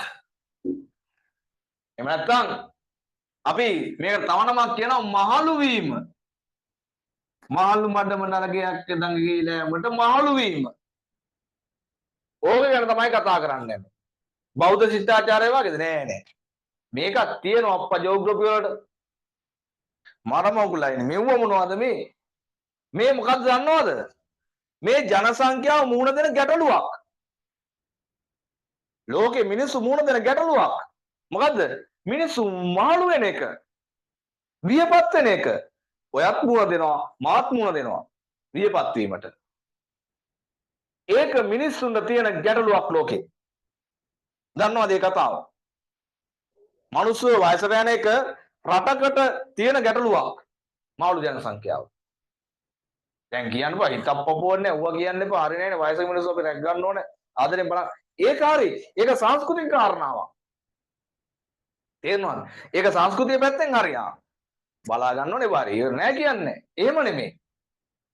වියපත් වීම මහලු වීම කියන එක ජන සංඛ්‍යාවක රටක තියෙන ගැටලුවක්. රටකට වෙන ගැටලුවක්. ඇයි ඒ කියලා තමයි කතා කරන්න යන්නේ දැන්. හරිද කතාව? එහෙනම් ගොඩක් වෙලාවට මේ ගැටලුව තියෙන්නේ ඔය ලොකු සල්ලිකාර රටවල් වලට නෙමෙයි. මේ ගැටලුව ගොඩක් වෙලාවට තියෙන්නේ මේ අපි වාගේ පොඩි සංවර්ධනය වෙමින් පවතින රටවල් වලට.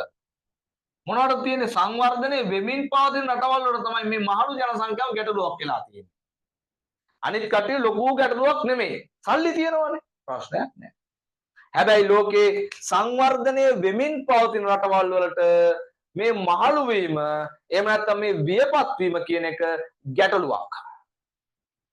අපි අද ප්‍රශ්නෙන් කතා කරන්න යන්නේ මෙන්න මේ කතාව ගැන. ජන සංඛ්‍යාව වියපත් වීම සංවර්ධනය වෙමින් පවතින රටවල් වලට මොකද්ද වෙන ගැටලු සහගත තත්වයන් ගැන. හරි? එහෙනම් අපි ප්‍රශ්නේ ලියාගමු මෙන්න මේම පාඩම තමයි ජන සංඛ්‍යාව. පාඩම තමයි ජන සංඛ්‍යාව. ජන සංඛ්‍යාව ඒකේ අදාළ කොටස තමයි ජන සංඛ්‍යාව වියපත් වීම. ජන සංඛ්‍යාව වියපත් වීම. ජන සංඛ්‍යාව වියපත් වීම. ජන සංඛ්‍යාව වියපත් වීම. ඒ යටතේ ප්‍රශ්න ලියාගමු. ඒ යටතේ ප්‍රශ්න ලියාගමු.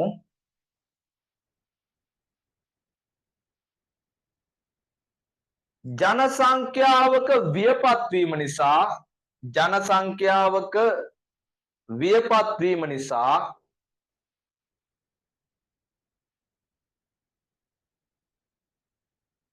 සංවර්ධනය වෙමින් පවතින ජන සංඛ්‍යාවක වියපත් වීම නිසා සංවර්ධනය වෙමින් පවතින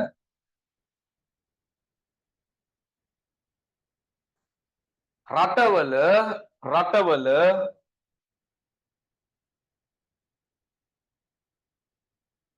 උද්ගත වී ඇති ගැටලු තුනක් පෙන්වා දෙන්න. ගැටලු තුනක් පෙන්වා දෙන්න.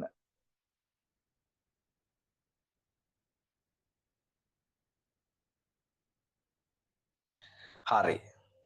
දැන් මේ කතන්දර සංවර්ධනය වෙමින් පවතින රටවල් අමතක කරන්න. ඒක ඉවරයි. එක පස්සට. මොකද්ද වියපත් වීම කියලා කියන්නේ? වියපත් වීම කියලා කියන්නේ අපේ වචනෙන් කියනවා නම් මාළු වෙන එක. තවත් විදියකට කියනවා නම් කැතයි හැබැයි නාකි වෙන එක. දැන් නාකියෙක් මහලුයි දැන්. නේද? වියපත් වීම කියන්නේ ඔන්න ඕක. ඕක සාමාන්‍යයෙන් හරිම තේරුම ගත්තොත් එහෙම ජන සංඛ්‍යාවක කොයි හරි ජන සංඛ්‍යාවක මොකද්ද ඉහළ වයස් කාණ්ඩවල ඉන්න පිරිස වැඩි වෙන එක ඕම් කතාව. ජන සංඛ්‍යාවක ඉහළ වයස් කාණ්ඩවල ඉන්න පිරිස වැඩි වෙන එක තමයි අපි වියපත් වීම එහෙම නැත්නම් මාළු වීම කියලා කියන්නේ. ඉහළ වයස් කාණ්ඩයක් කියලා කියන්නේ සාමාන්‍යයෙන් අවුරුදු 60ට වඩා වැඩි අයට තමයි අපි මහලු කට්ටිය කියලා කියන්නේ. 65ට වඩා වැඩි අයටත් කියනවා. අවුරුදු සාමාන්‍යයෙන් 65ට වඩා වැඩි අයට තමයි අපි මහලු ජන සංඛ්‍යාව එහෙම නැත්නම් වියපත් වූවන් කියලා කියන්නේ. දැන් සාමාන්‍යයෙන් ඔය 60ට වඩා වැඩි පිරිසට වියපත් වෙච්ච කට්ටිය කියලා සාමාන්‍යයෙන් හඳුන්වන්නේ සංවර්ධනය වෙමින් පවතින රටවල් වල.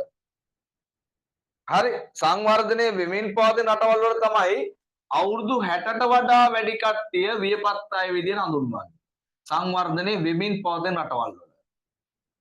හරි අවුරුදු 65ට වඩා වැඩි අය වියපත් වෙච්ච කට්ටිය මත මහලු වෙච්ච කට්ටිය කියලා හඳුන්වන්නේ සංවර්ධිත රටවල. මතක තියාගන්නකො.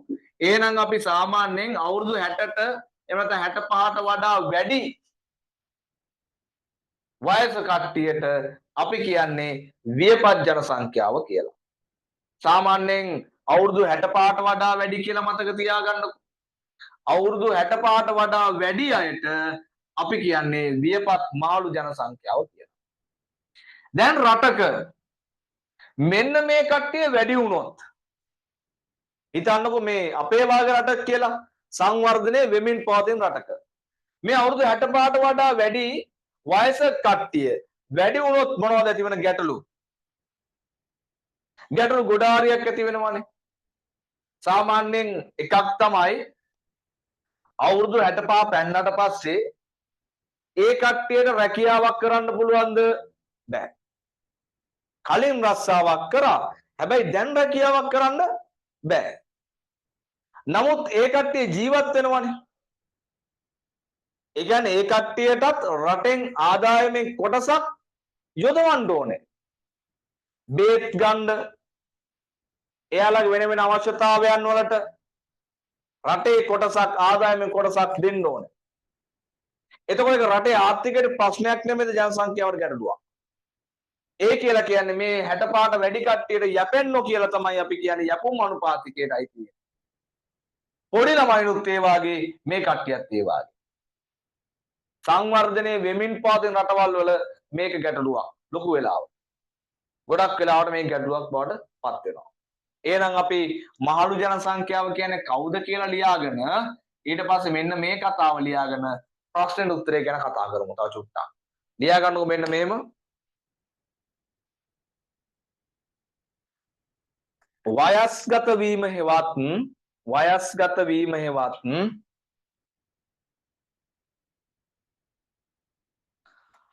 මහලු වීම යනුවෙන් වයස්ගත වීම හෙවත් මහලු වීම යනුවෙන්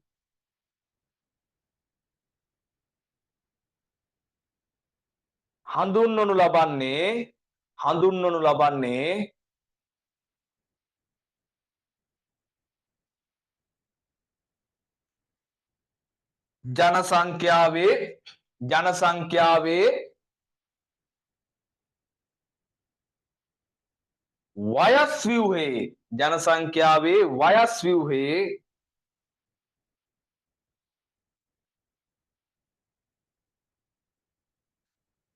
ඉහළ වයස් කාණ්ඩවල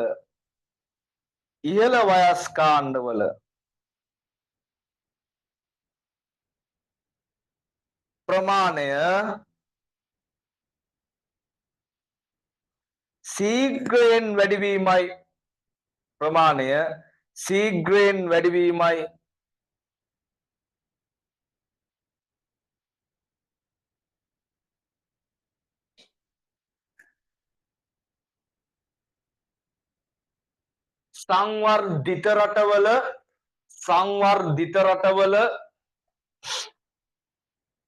සංවර්ධිත රටවල මහලු ජන සංඛ්‍යාව ලෙස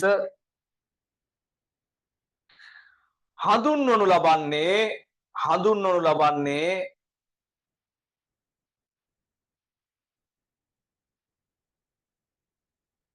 වයස අවුරුදු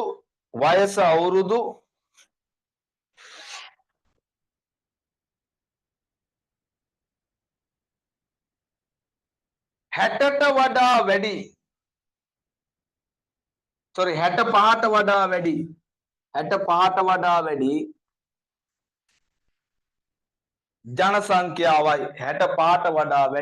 ජන සංඛ්‍යාවයි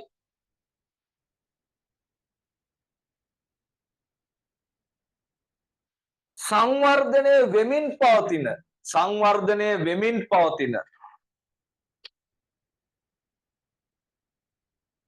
රටවල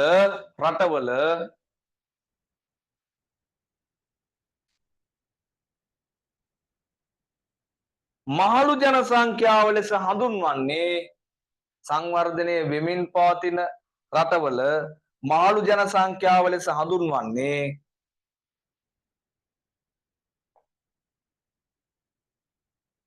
වයස අවුරුදු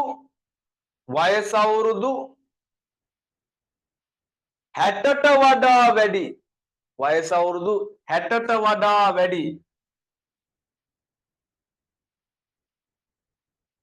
ජන සංඛ්‍යාවයි. වයස අවුරුදු 60ට වඩා වැඩි ජන සංඛ්‍යාවයි.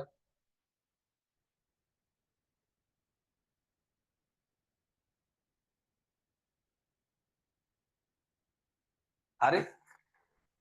ඇයි මෙහෙම මාළු ජන සංඛ්‍යාවක් ඇති වෙන්නේ?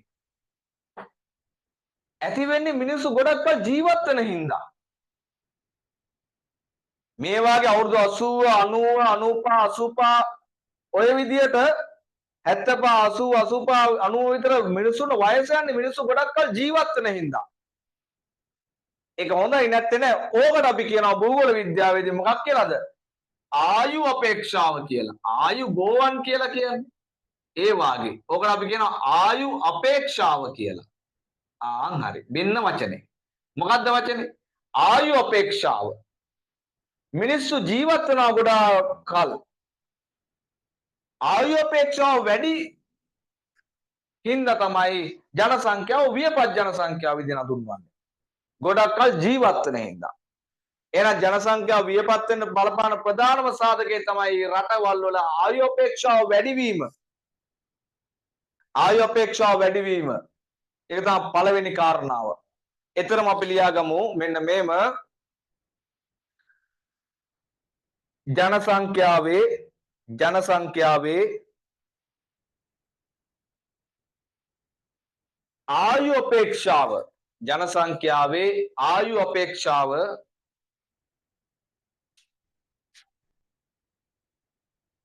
ඉහළ යාම ජන සංඛ්‍යාවේ ආයු අපේක්ෂාව ඉහළ යාම මෙයට බලපා තිබෙන ප්‍රධානතම සාධකයකි.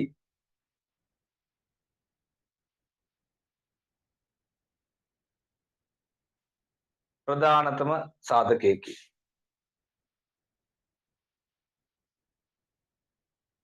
හරි. ඕක තමයි පළවෙනි හේතුව ආයු අපේක්ෂාව වෙනනේ. අනිත් එක තමයි ගොඩක් කල් ජීවත් වෙනවා කියලා කියන්නේ මැරෙන්නේ නැහැ මිනිස්සු. ගොඩක් කල් ජීවත් වෙනවා කියන්නේ මිනිස්සු මැරෙන්නේ නැහැ. මැරෙන්නේ නැහැ කියලා කියන්නේ මරණ ශීඝ්‍රතාවය අඩුයි. මරණ ශීඝ්‍රතාවය මොකක් වෙනවද? අඩුයි. අවුරුදු 35 40 50 විතර වෙනකොට මරණ ශීඝ්‍රතාවය මැරුණා නම් අවුරුදු 90 100 දක්වා මිනිස්සු ජීවත් වෙලා ඉන්නේ නැහැ.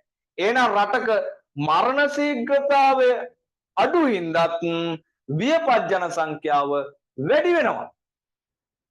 මරණ අඩු හින්දා. පැහැදිලිද? එහෙනම් ආයු අපේක්ෂාව වැඩිවීම සහ මරණ ශීඝ්‍රතාවය අඩුවීම හින්දා තමයි මොකද්ද? මාළු ජන සංඛ්‍යාව එහෙම නැත්නම් වියපත් ජන සංඛ්‍යාව වැඩි වෙන්නේ. ඒකත් අපි උදේ නියම මෙන්න මේ දෙවෙනි කාරණාව. ඒකත් දාගන්න. මරණ ශීඝ්‍රතාවය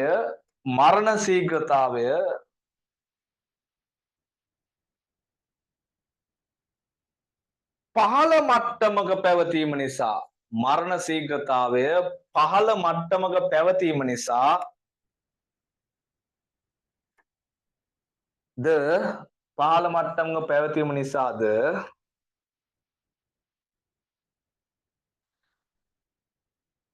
වියපත් ජන සංඛ්‍යාවේ ප්‍රමාණය වැඩි වේ.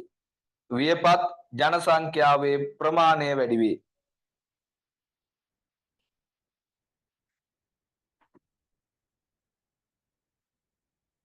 වියපත් ජන සංඛ්‍යාවේ ප්‍රමාණය වැඩි වේ.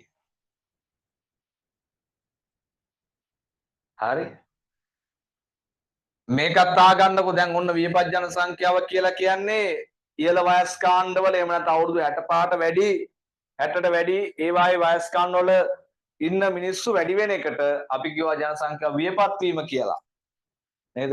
ඒකට හේතු දෙකක් බලපානවා කියලා කතා කරා. එකක් තමයි ආයු අපේක්ෂාව වැඩි ගොඩක් කල් ජීවත් වෙලා ඉන්නවා සහ මරණ ශීඝ්‍රතාවය අඩු වෙනවා.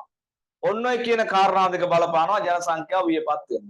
ඔයාලා දන්නවද ලෝකේ වැඩිපුරම මාළු ජන සංඛ්‍යාවක් ඉන්නේ කොහෙද?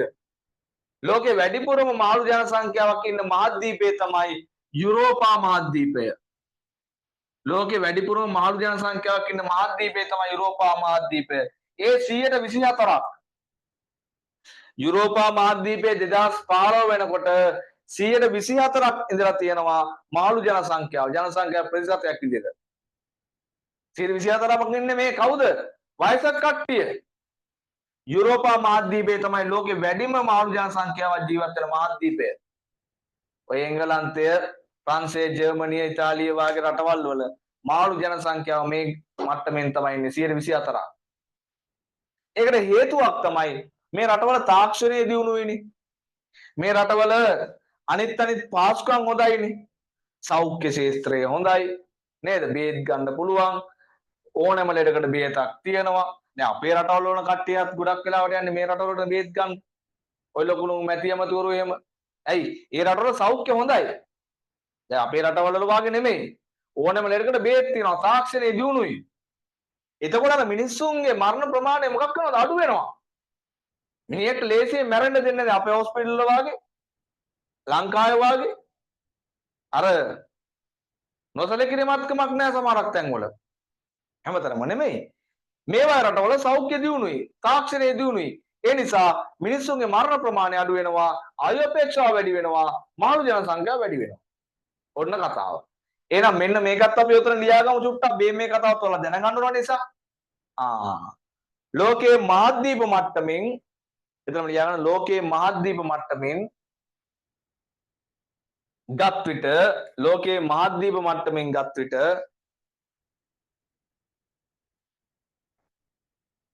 වැඩිම මහලු ජන සංඛ්‍යාවක් සහිත වැඩිම මහලු ජන සංඛ්‍යාවක් සහිත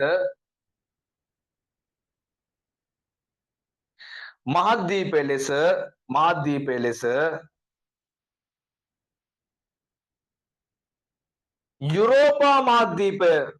යුරෝපා මහද්වීපය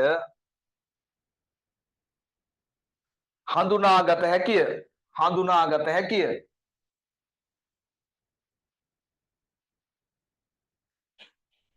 එය ප්‍රතිශතයක් ලෙස හඳුනාගත හැකිය. එය ප්‍රතිශතයක් ලෙස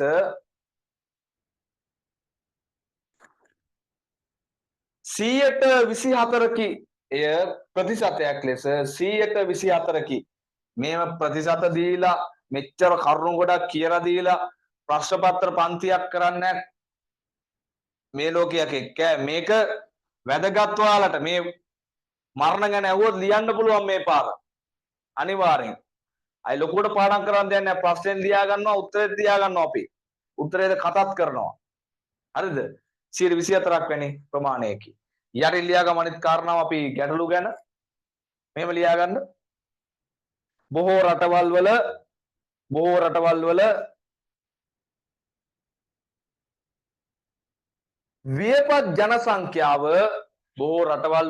වියපත් ජන සංඛ්‍යාව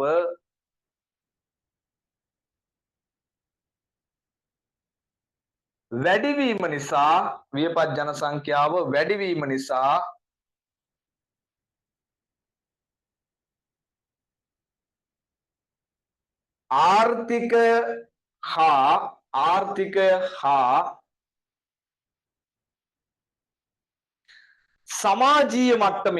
ආර්ථිකය හා සමාජීය මට්ටමින්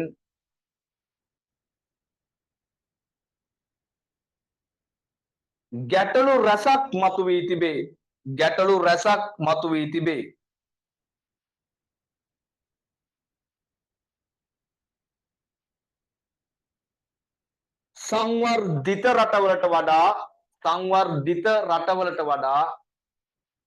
සංවර්ධිත රටවලට වඩා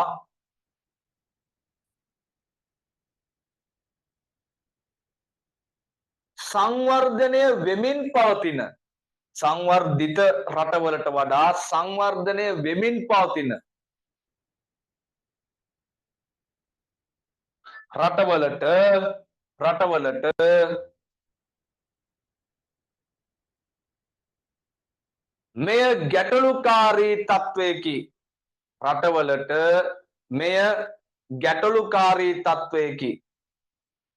මෙය ගැටලුකාරී තත්වයකි.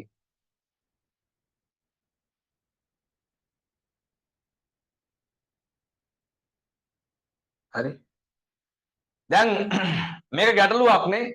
දැන් මං තව මාසයක් විතර ගියාට පස්සේ මේ මාර්තු මාසෙ ඉවරනාට පස්සේ ඔයාලට මම යෝජනාවක් කරනවා මේ පේපර් පන්තිය කරන විදිය සම්බන්ධයෙන්. මට ක්‍රම දෙකකට කරන්න පුළුවන්. එකක් තමයි මේ යන විදිහට අපි දැන් ලොකු පේපර් කතා කරනවා ඊට පස්සේ ලොකුට පේපර් අරගෙන මේ විදිහට තනි ප්‍රශ්නයක් විදිහ නෙමෙයි. ලොකු පේපර් එකක් අරගෙන MCQ ප්‍රශ්න දෙක කතා කරනවා, සිතියම කරනවා සහ රචනා ප්‍රශ්න කතා කරනවා. එහෙමනේ කරන්නේ. දැන් මේ විදිහට යනකොට නෝට් එක අපි ලියාගන්නේ. එතකොට මම පොඩි අදහසක් ඔයාලට කියන්නේ. කැමති නම් කැමති කියන බැයි නම් බෑ කියන කිසි ප්‍රශ්නයක් නැහැ.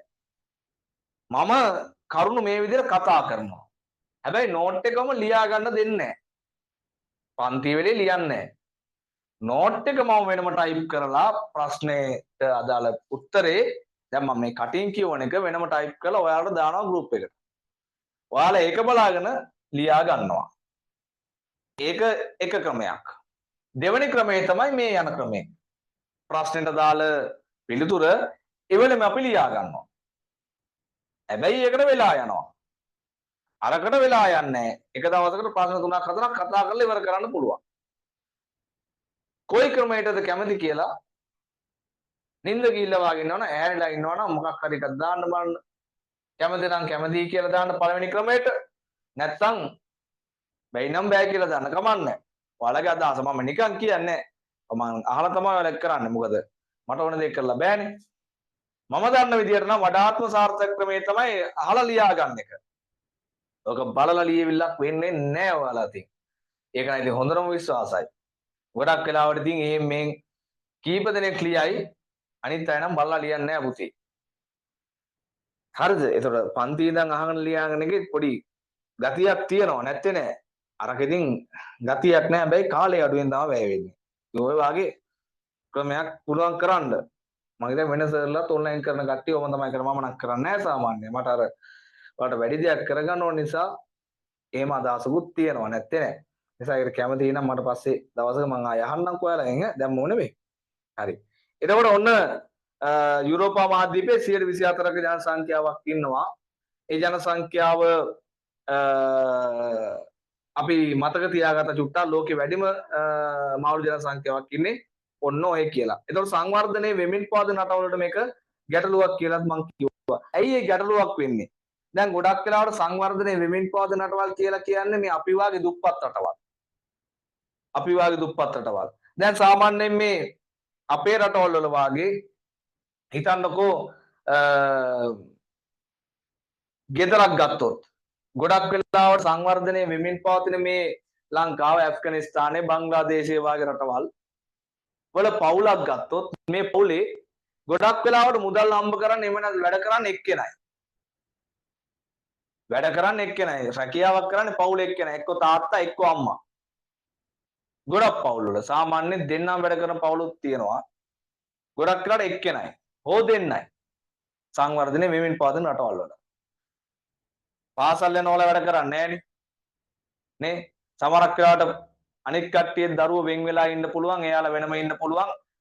අර මාළු කට්ටිය ඉන්නේ ඔයාලා පවුලෙම කියලා හිතන්න. දැන් තාත්තා විතරක් වැඩ කරන පවුලක නම් ගෙදර මාළු අය දෙන්නෙක් ඉන්නවා කියලා හිතන්න. එතකොට එයාට බේට් ටික අරන් දෙන්න ඕනේ. මම මේ සරල වචනෙන් කියන්නේ. මම මේ අර වැරදි විදිහට හිතන්න එපා. ඒ කියන්නේ මේක හරියන්නේ නැහැ. මේවා කැත හොඳ නැති වැඩ. එහෙම නෙමෙයි. මම ඇත්ත කතාව කියන්නේ. බේත් අරන් දෙන්න ඕනේ. ඒකට මුදලක් වැය වෙනවද? වැය වෙනවා. එයාලට අවශ්‍ය අනිත් පහසුකම් ටික දෙන්න ඕනේ. ඒවට මුදලක් වැය වෙනවා. මේ මුදල් ඔක්කොම වැය වෙනවල තාත්තගේ හරි අම්මගේ වැටුපෙන් වෙන්න පුළුවන්. එතකොට ඒක පවුලට විතරක් නෙමෙයි. ඒක අනිත් අයට ගැටලුවක් නෙමෙයිද? ගැටලුවක්. ඔන්න ඔය මොන දෙන්න වෙනවා අපේ සංවර්ධනයේ වෙමින් පවතින රටවල කට්ටියට. සංවර්ධිත රටවලට ඔය ගැටලුව එච්චරම නැහැ. එහෙනම් ගොඩක් වෙලාවට එක පවුලක එක පුද්ගලයෙක් විතරක් මුදල් උපයනකොට ඒ පවුලේ මහලු ජන සංඛ්‍යාව දෙන්නෙක් හිටියනම් මහලු අය දෙන්නෙක් හිටියොත් එහෙම එතන පොඩි ගැටලුවක් මතුවෙනවා නැත්තේ නෑ. එහෙනම් අපි අන්න ඒක ලියාගමු මෙන්න මේ විදිහේ ඡේදයක් විදිහට. ලියා ගන්න ඡේදයක් විදිහට සංවර්ධනයේ වෙමින් පවතින රටවල බොහෝ පවුල්වල බොහෝ පවුල්වල බොහෝ පවුල්වල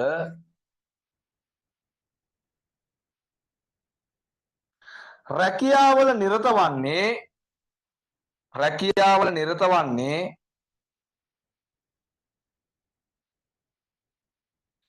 එක් අයෙකු පමණි. එක් අයෙකු පමණි.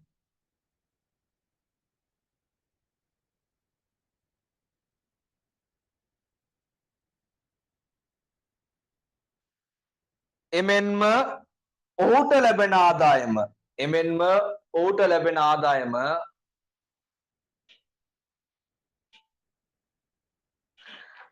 තම පවුලේ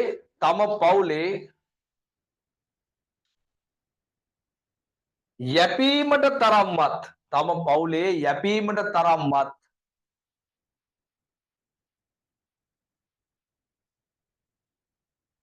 ප්‍රමාණවත් නොවන අවස්ථා තිබේ.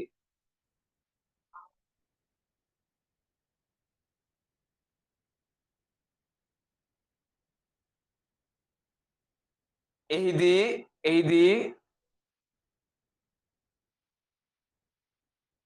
මහලු පිරිස්ද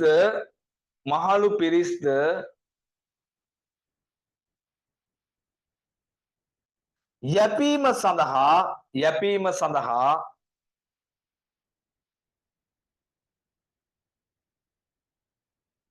පවුලක්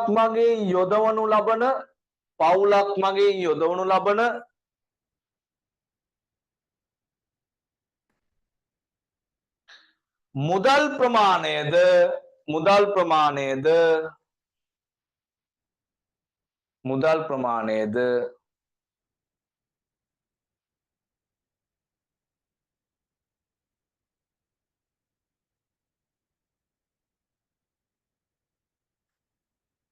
වැයවීම පවුලක් මගින් යොදවනු ලබන මුදල් ප්‍රමාණයද වැයවීම අතිමහත් ගැටලුවක් වේ.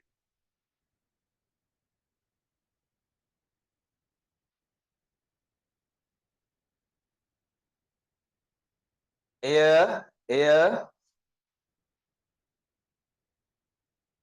පවුලේ ආර්ථික මට්ටම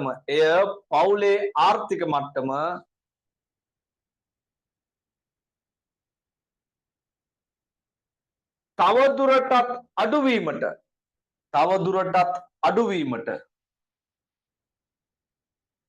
හේතුවක්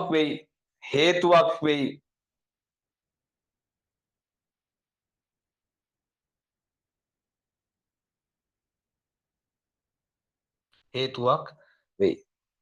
එතකොට ඕක ගැටලුවක් තමයි සංවර්ධනය වෙමින් පවතින රටවල තියෙන. අනිත් එක තමයි ඔය අපේ සංවර්ධනය වෙමින් පවතින රටවල අපේ ලංකාව වගේ රටවල් වල වියපත් අයට කරන්න රැකියාවක් නැහැ. එයාලට ආදායම් උපයන මාර්ගයක් නැහැ. දැන් හිතන්නකො 65 පෙන්ෂන් ගියා නම් පෙන්ෂන් ගියාම තමයි. ආයෙ රස්සාවකට ගන්නෙත් නැහැ, රස්සාවකට යන්නත් බෑ. වයසයි කියලා අයින් කරලා තියෙන දැන් අපේ ලංකාව වගේ රටවල. දැන් හිතන්නකො වෙනත් රටවල ඔය අපි දන්න යුරෝපා රටවල් වල මෙයාලා හිතන්නකො දැන් ඔය මහාචාර්යවරයෙක් කියම ලංකාවේ වුණත් මහාචාර්යවරයෙක් කියම අවුරුදු 65 70 80 විතර යනකම් එයාලට කාලේ තියෙනවා පෙන්ෂන් යන්න. ලංකාවෙත් තියෙනවා ඒක. මහාචාර්ය කෙනෙක්ට සාමාන්‍යයෙන් අවුරුදු මං හිතන්නේ 70ක් විතර වෙනකම් ඉන්න පුළුවන්. දැන් සාමාන්‍ය රාජ්‍ය සේවකයෙක් අවුරුදු 55න් යට පෙන්ෂන් යනවානේ. නමුත් අර වගේ කට්ටියට ඉන්න පුළුවන්. මං හිතා ලංකාවේ ඒ කට්ටියට විතරයි ඉන්න පුළුවන් එච්චර කාලයක්. මහාචාර්ය ප්‍රොෆෙසර්ලාට වාගේ. අනිත් අය යවනවා පෙන්ෂන්. ගියාට පස්සේ එයාලට ජොබ් එකක් නැහැ. ගියාට පස්සේ එයාලට ජොබ් එකකුත් නැහැ. එයාලට විශ්වාසයට මොකද රජයෙන් නිකන් දෙනවා. පෙන්ෂන් එක නිකන් දෙනවා. එතකොට ගැටලුවක් නෙමෙයිද? සංවර්ධනය වෙමින් පවතින අපේ රටවල ගැටලුවක් නෙමෙයිද? ගැටලුවක්. එයාලා ආර්ථිකයට කරන දායකත්වයකුත් නැහැ. නමුත් විශ්වාසයටම රජයෙන්ුත් ලබා දෙනවා. ගැටලුවක්. නමුත් මේ අනිත් රටවල දියුණු රටවල එයාලට 65න් පස්සෙත් වෙනත් රැකියාවලට යොමු වෙන්න පුළුවන්. සාමාන්‍යයෙන් එයාලම ඉඳපු ශේෂ්ත්‍රයේම වෙනත් රැකියාවකට ඒ වාගේම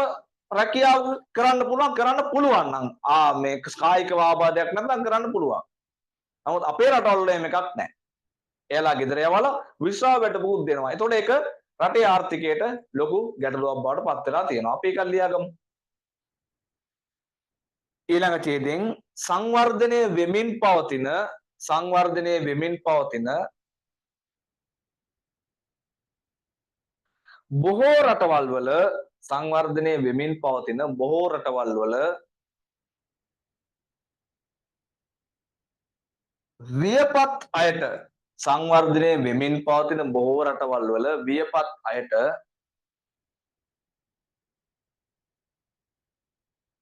ජීවත් වීම සඳහා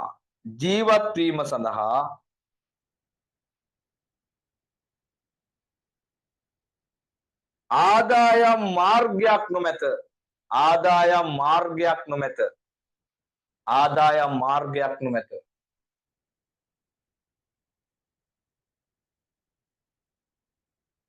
බොහෝ දුරට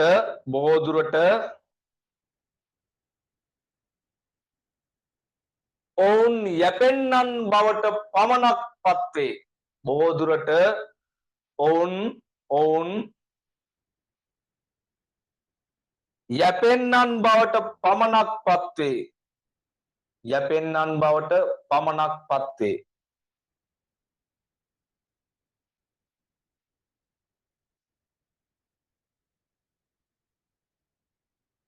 ඔවුන්ගේ ජීවනෝපාය ලෙස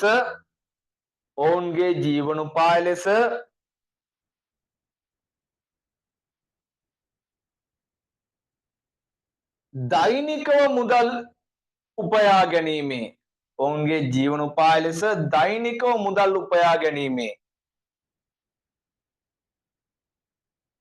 රැකියාවන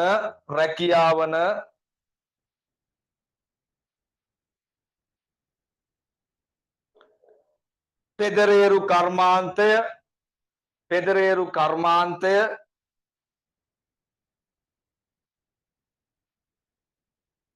කෘෂි කර්මාන්තය වැනි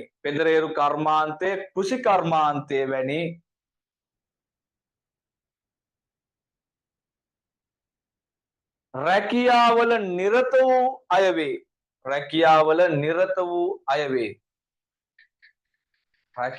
නිරත වූ අය වේ.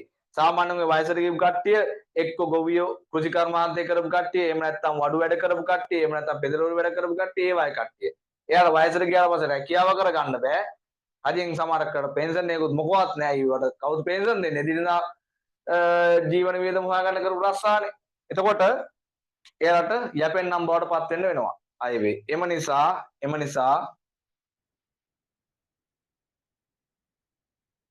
වයස්ගත වූ විට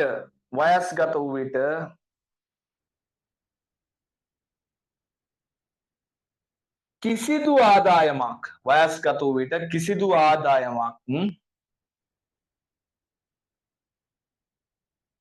උපයා ගැනීමට නොහැකි වේ.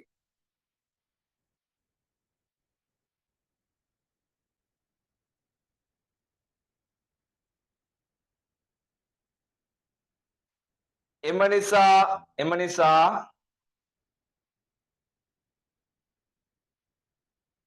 ඔවුන්ගේ වියදම්ද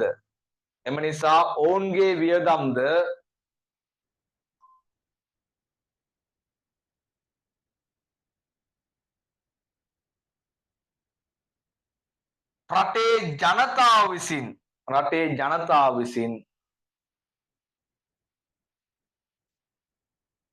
දැරීමට සිදුවේ.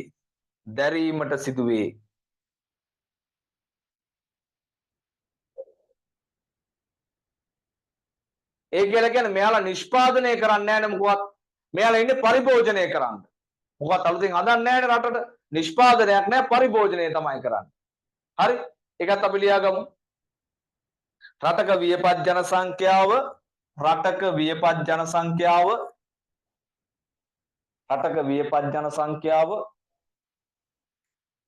නිෂ්පාදන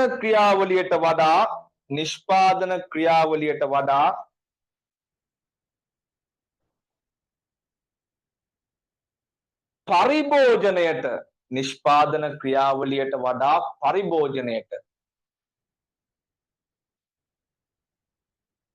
නැඹුරු වූ අය වේ. පරිභෝජනයට නැඹුරු වූ අය වේ.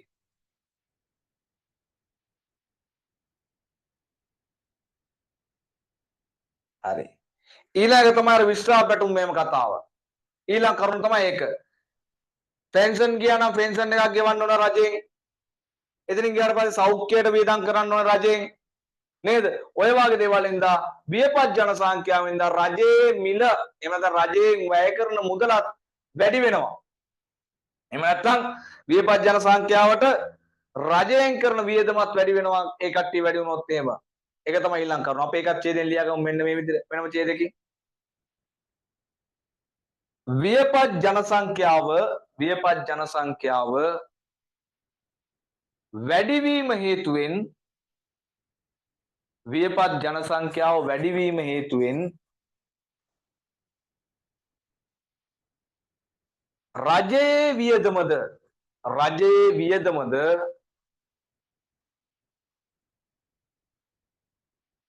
වැඩිවීමට හේතු වේ. රජයේ වියදමද වැඩිවීමට හේතු වේ.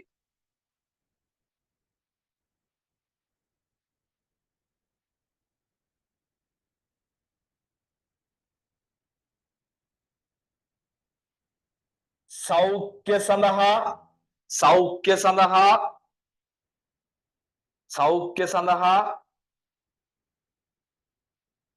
වියදම් දැරීම සෞඛ්‍ය සඳහා වියදම් දැරීම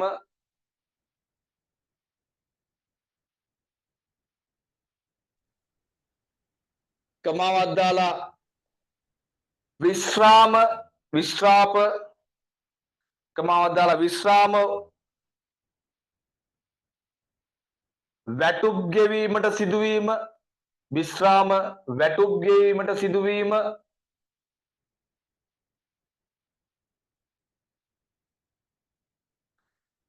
වැනි කරුණු වලට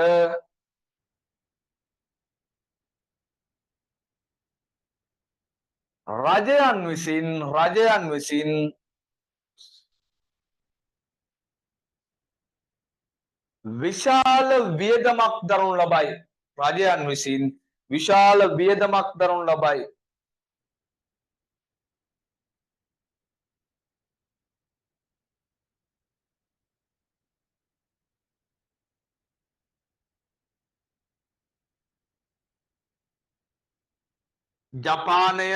ජපානය ඇමරිකාව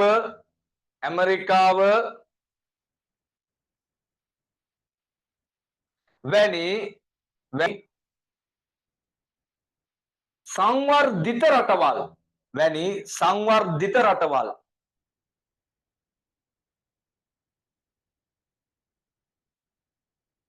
වියපත් ජන සංඛ්‍යාවෙන්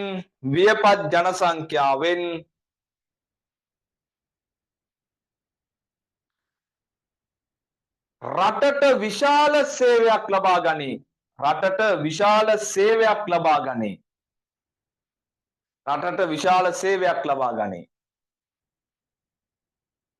නමුත්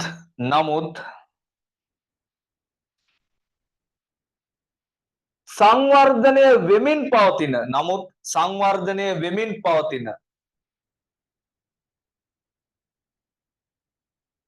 රටවල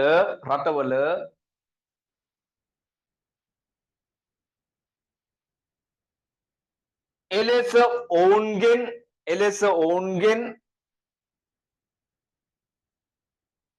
සේවාවක් ලබා නොගනී.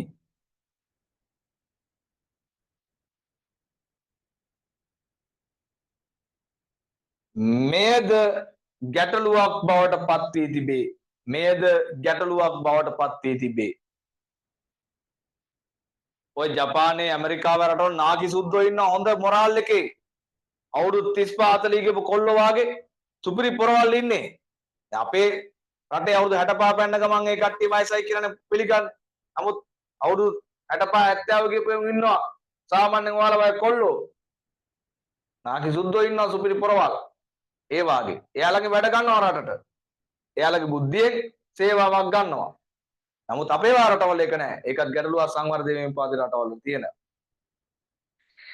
මෙලෙස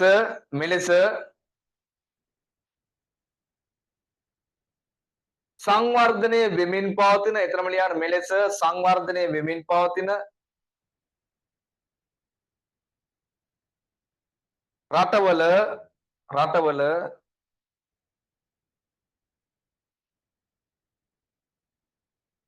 වියපත් ජන සංඛ්‍යාවට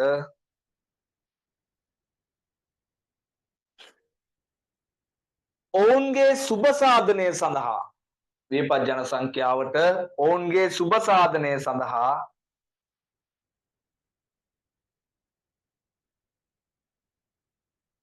වියදම් දැරීම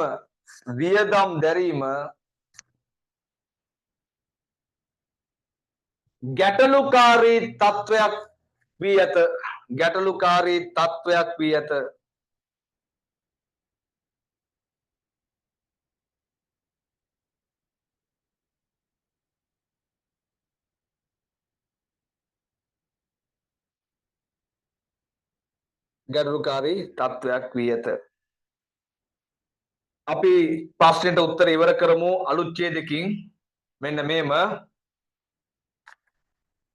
ලෝකේ සංවර්ධනය වෙමින්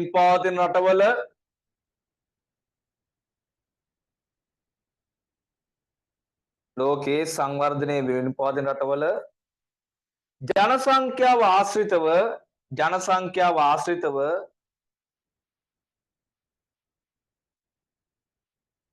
හඳුනාගත හැකි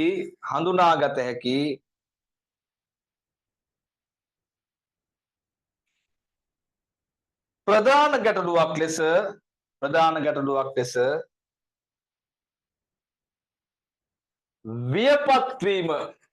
වියපත් වීම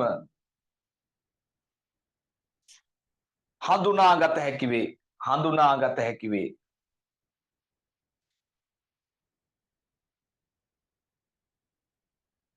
එම නිසා එම රටවල යැපුම්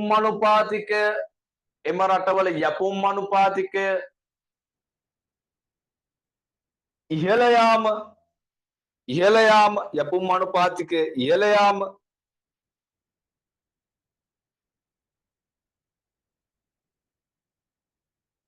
හරි ආර්ථික මට්ටම් පහළ වැටීම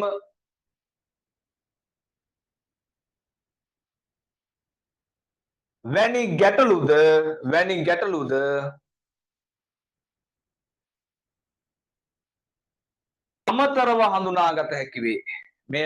අමතරව හඳුනාගත හැකි වේ. ඒවත් අපි උඩින් කිව්ව ජුට්ටා. නමුත් වියපත් ජන සංඛ්‍යාව නිසා ඔය වගේ ගැටලුත් ඇති වෙන්න පුළුවන්. ඕකට උත්තරේ ප්‍රමාණවත්. අපි ඔය ලොකු කරුණු ගොඩක් දාලා ලිව්වේ නෑ. වැඩ ගන්න නැති නිසා බොරුවට ඔය ටික ප්‍රමාණවත් ඔය උත්තරේ.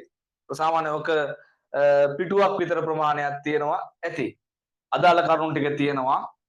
සැකෙමින් විස්තර කරලා තියෙනවා. හරි. එතකොට ඔහොම තමයි අපි අද කතා කරේ දේවල් ටික. ඔය මරණ කතාව ලොකුවට ප්‍රශ්නේ ඔළුවට දාගන්න ඕනේ නැහැ. නමුත් ඒක මතක තියාගන්න මේ වගේ ප්‍රශ්න අහන්න පුළුවන්. නමුත් අර ගුවන් ඡායාරූප කතාව නම් සුප්‍රියට ඔළුවේ තියෙන්න ඕනේ. ගුවන් ඡායාරූප කතාව මුලින් කියලා දුන්නේ ඒක මතකයිනේ. මාන්සි නැති වෙලේ කියලා දුන්නේ මම. පන්ති මුලදී කියලා දුන්න කතාව. ඒක නම් මතක තියෙන්න ඕනේ. මොකක්ද දන්නවද? ගුවන් ඡායාරූපයක් යනු කුමක්ද? චුට්ටක් පෙරලා ගන්නකො එතෙන්ද බලන්න. ගුවන් ඡායාරූපයක් යනු චුට්ටක් පෙරලා ගන්න බලන්න. සරසර ගන්න නිදිමදින්න නෝම පෙරලා ගන්න බලන්න. ගුවන් ඡායාරූපයක් යනු. හරි.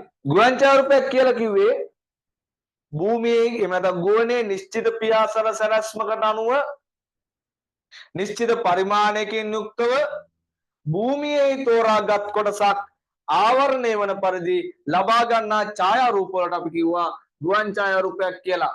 මම කිව්වා ප්ලේන් එකයි කියලා තියෙන කැමරාවකින් ගන්න ෆොටෝ එකක් තමයි ගුවන් ඡායාරූපයක් කියලා කියන්නේ. ඒක අපි නිර්වචනය කරගත්තේ ඔන්න ඔය විදිහට. කොහොම නිර්වචනය කරගත්තේ? ගුවන් ඡායාරූපයක් යනු ගුවනේ සිට නිශ්චිත පියාසර සැලැස්මකට අනුව නිශ්චිත පරිමාණයකින් යුක්තව භූමියේ තෝරාගත් කොටසක්. ඔන්න කතාව. ආවරණය වන ලෙස ලබා ගන්නා ඡායාරූප ගුවන් ඡායාරූප ලෙස හඳුන්වයි. මතකයි කතාව. right. ලංකාවේ 1956 අවුරුද්දේ තමයි මම කිය උඩින් ලියා ගන්න කියලා. ලංකාවේ 1956 අවුරුද්දේ තමයි මුලින්ම ගුවන් ඡායාරූපයක් ගත්තේ අහුවෙන්න. මතකද? රටම අහුවෙන්න 1956 තමයි ගත්තේ. එහෙනම් ගුවන් ඡායාරූප ලක්ෂණ ටිකක් මම කතා කරා. මොනවද ලක්ෂණ? එකක් තමයි අපිට යන්න බැරි තැන් වලට ගිහිල්ලා ක්ෂේත්‍රීය මිනුම් ගන්න පුළුවන්. එහෙම නැත්නම් මේ ප්‍රදේශයේ තියෙන දේවල් බලා ගන්න පුළුවන්. ඒකෙන් සිතියම් මනින් තොරතුරු ටික ගන්න පුළුවන්. ඒක එක ලක්ෂණයක්. අනිත් එක තමයි එදා ඒ දවසේ එවලේ ෆොටෝ එකක් තමයි අපිට ලැබෙන්නේ. අන්තර්ගත වෙන තොරතුරු ඒ හිටපු විදියට අන්තර්ගත වෙන තොරතුරු නිර්වද්‍යතාවය එහෙම නැත්නම් හිටපු විදියට ඒ විදියටම තමයි අපිට ඡායාරූපයට ගන්නෙ. පවත්නා සියලුම තොරතුරු පවත්නා ආකාරයටම ලබා ගන්න පුළුවන්. ඒ නිසා අපි ඒකට කියවා යථාදර්ශී නිරූපණයක් කියලා. හරිද? අනිත් එක තමයි මොකද්ද? මේකේ තියෙන තොරතුරු නිවැරදි. නිවැරදි තොරතුරු තමයි තියෙන්නේ. බොරු දාන්න බෑනේ. නිවැරදි තොරතුරු තමයි තියෙන්නේ. ඒවල ගන්න එක හරි. නිවැරදි තොරතුරු. අනිත් එක තමයි ගුවන් ඡායාරූපයකින් මොකද්ද? ප්‍රදේශයක් ගැන තොරතුරු හොයන්න සිතියමක් අඳින්න ගුවන් ඡායාරූපණින් සිතියම් අඳින්න වැඩි වෙලාවක් ගත වෙන්නේ නැහැ. ඉක්මනින් අඳ ගන්න පුළුවන්. ගුවන් ඡායාරූප වර්ග දෙකක් අපි කතා කරා. ඒව ගන්න කෝණය අනුව එහෙම නැත්නම් ඇන්ගල් එක අනුව. එකක් තමයි සිරස් ගුවන් ඡායාරූප. ඒ කියලා කියන්නේ කැමරාවේ ප්‍රකාශාක්ෂය පොළවට ලම්බාකාරව අංශක 90ට තියලා ගන්නවා නම් ඒකට අපි කිව්වා සිරස් ගුවන් ඡායාරූපයක් කියලා. හැබැයි මතක තියාගන්න ඒ අංශක 90 ලම්බකව තිබ්බට අංශක 3ක් ඇතුලේ මේ කරන්න පුළුවන්.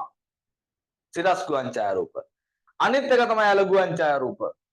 ඇල ගුවන් ඡායාරූපයක් කියලා කියන්නේ ප්‍රකාශාක්ෂයේ ඇල කරලා ගන්න ඡායාරූප වලට. ඒකේ මතක තියාගන්න අංශක 3ට වඩා ප්‍රකාශාක්ෂයේ ඇල කරොත් ඒවට අපි කියන්නේ ඇල ගුවන් ඡායාරූපයක් කියලා. ඒ ඇලභාවය ඇල කරන එක තව තව ඇල කරන්න පුළුවන් තිරස් වෙන්නව. මේමම ඇල කරන්න පුළුවන්. ඒකත් මම යට ලියා ගන්න කියලා කිව්වා. right. එහෙනම් ගුවන් ඡායාරූප වර්ග දෙකයි සිරස් ගුවන් ඡායාරූප සහ තිරස් ගුවන් ඡායාරූප.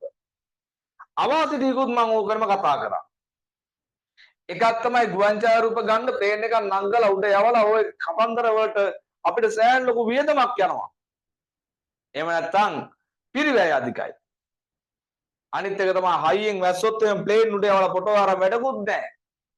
කාලගුණය හොඳ වෙන්න ඕනේ. අනිත් කතාව තමයි ගන්න ප්‍රදේශය ගොඩක් වෙලාවට පොඩි ප්‍රදේශයක තමයි ගුවන් ඡායාරූපේ ගන්න පුළුවන්. ප්‍රදේශය ලොකු වුණොත් එම ඡායාරූපය අපැදිලි වෙනවා. වැඩේ චක්‍රබාස්ත. එහෙනම් ඔන්න ගුවන් ඡායාරූපවල වාසි අවාසි ලක්ෂණ ඔක්කොම මං කිව්වා එකට මතක තියාගන්න කියලා. ඡායාරූප වර්ග දෙකක් අපි කතා කරා. හරි නේද? එහෙනම් ගුවන් ඡායාරූප කතන්දරේ කතා කරා, ජන සංඛ්‍යාව වියපත් වීම ගැන කතා කරා. ඔන්න ඔය ටික දාගන්න ඔළුවට. අද රෑම පාඩම් කරගන්න. හරි? එහෙනම් හෙට දවසේ තියෙනවා අපේ අඟහරුවාදා මුල ඉඳන් තියරි පන්තිය අඟහරුවාදා පටන් ගන්න ළමයින්ට මුල ඉඳන් තියරි පන්තිය තියෙනවා. ඒකෙදි මම මුල ඉඳන් කතා කරපු ටික ඉක්මනින් කතා කරනවා. හැබැයි ලොකුවට නෙමෙයි ඉක්මනින් සරසර ගාලා කතා කරනවා. ඔයාලට තේරුම් ගන්න පුළුවන් වෙන්න. ඒ නිසා හෙට 7:00ට අඟහරුවාදා ක්ලාස් එකට එන මාර්තු වල බැච් එකේ කට්ටිය එන්න ඕනේ. සහ අනිත් කට්ටියටත් එන්න ඕන නම් එන්න පුළුවන්, ගැටලුවක් නැහැ. මගේ පන්තියේ ඕන නම් එන්න පුළුවන්. හරි. එතකොට ඕම තමයි වැඩේ යන්නේ. දැන් හරි වෙලාව අපි අතන නවත්තමු. හෙට අඟහරුවාදා මුල ඉඳන් තියරි පන්තියේ හම්බ වෙමු. එහෙනම් හැමෝටම සුබ රාත්‍රියක්. good night.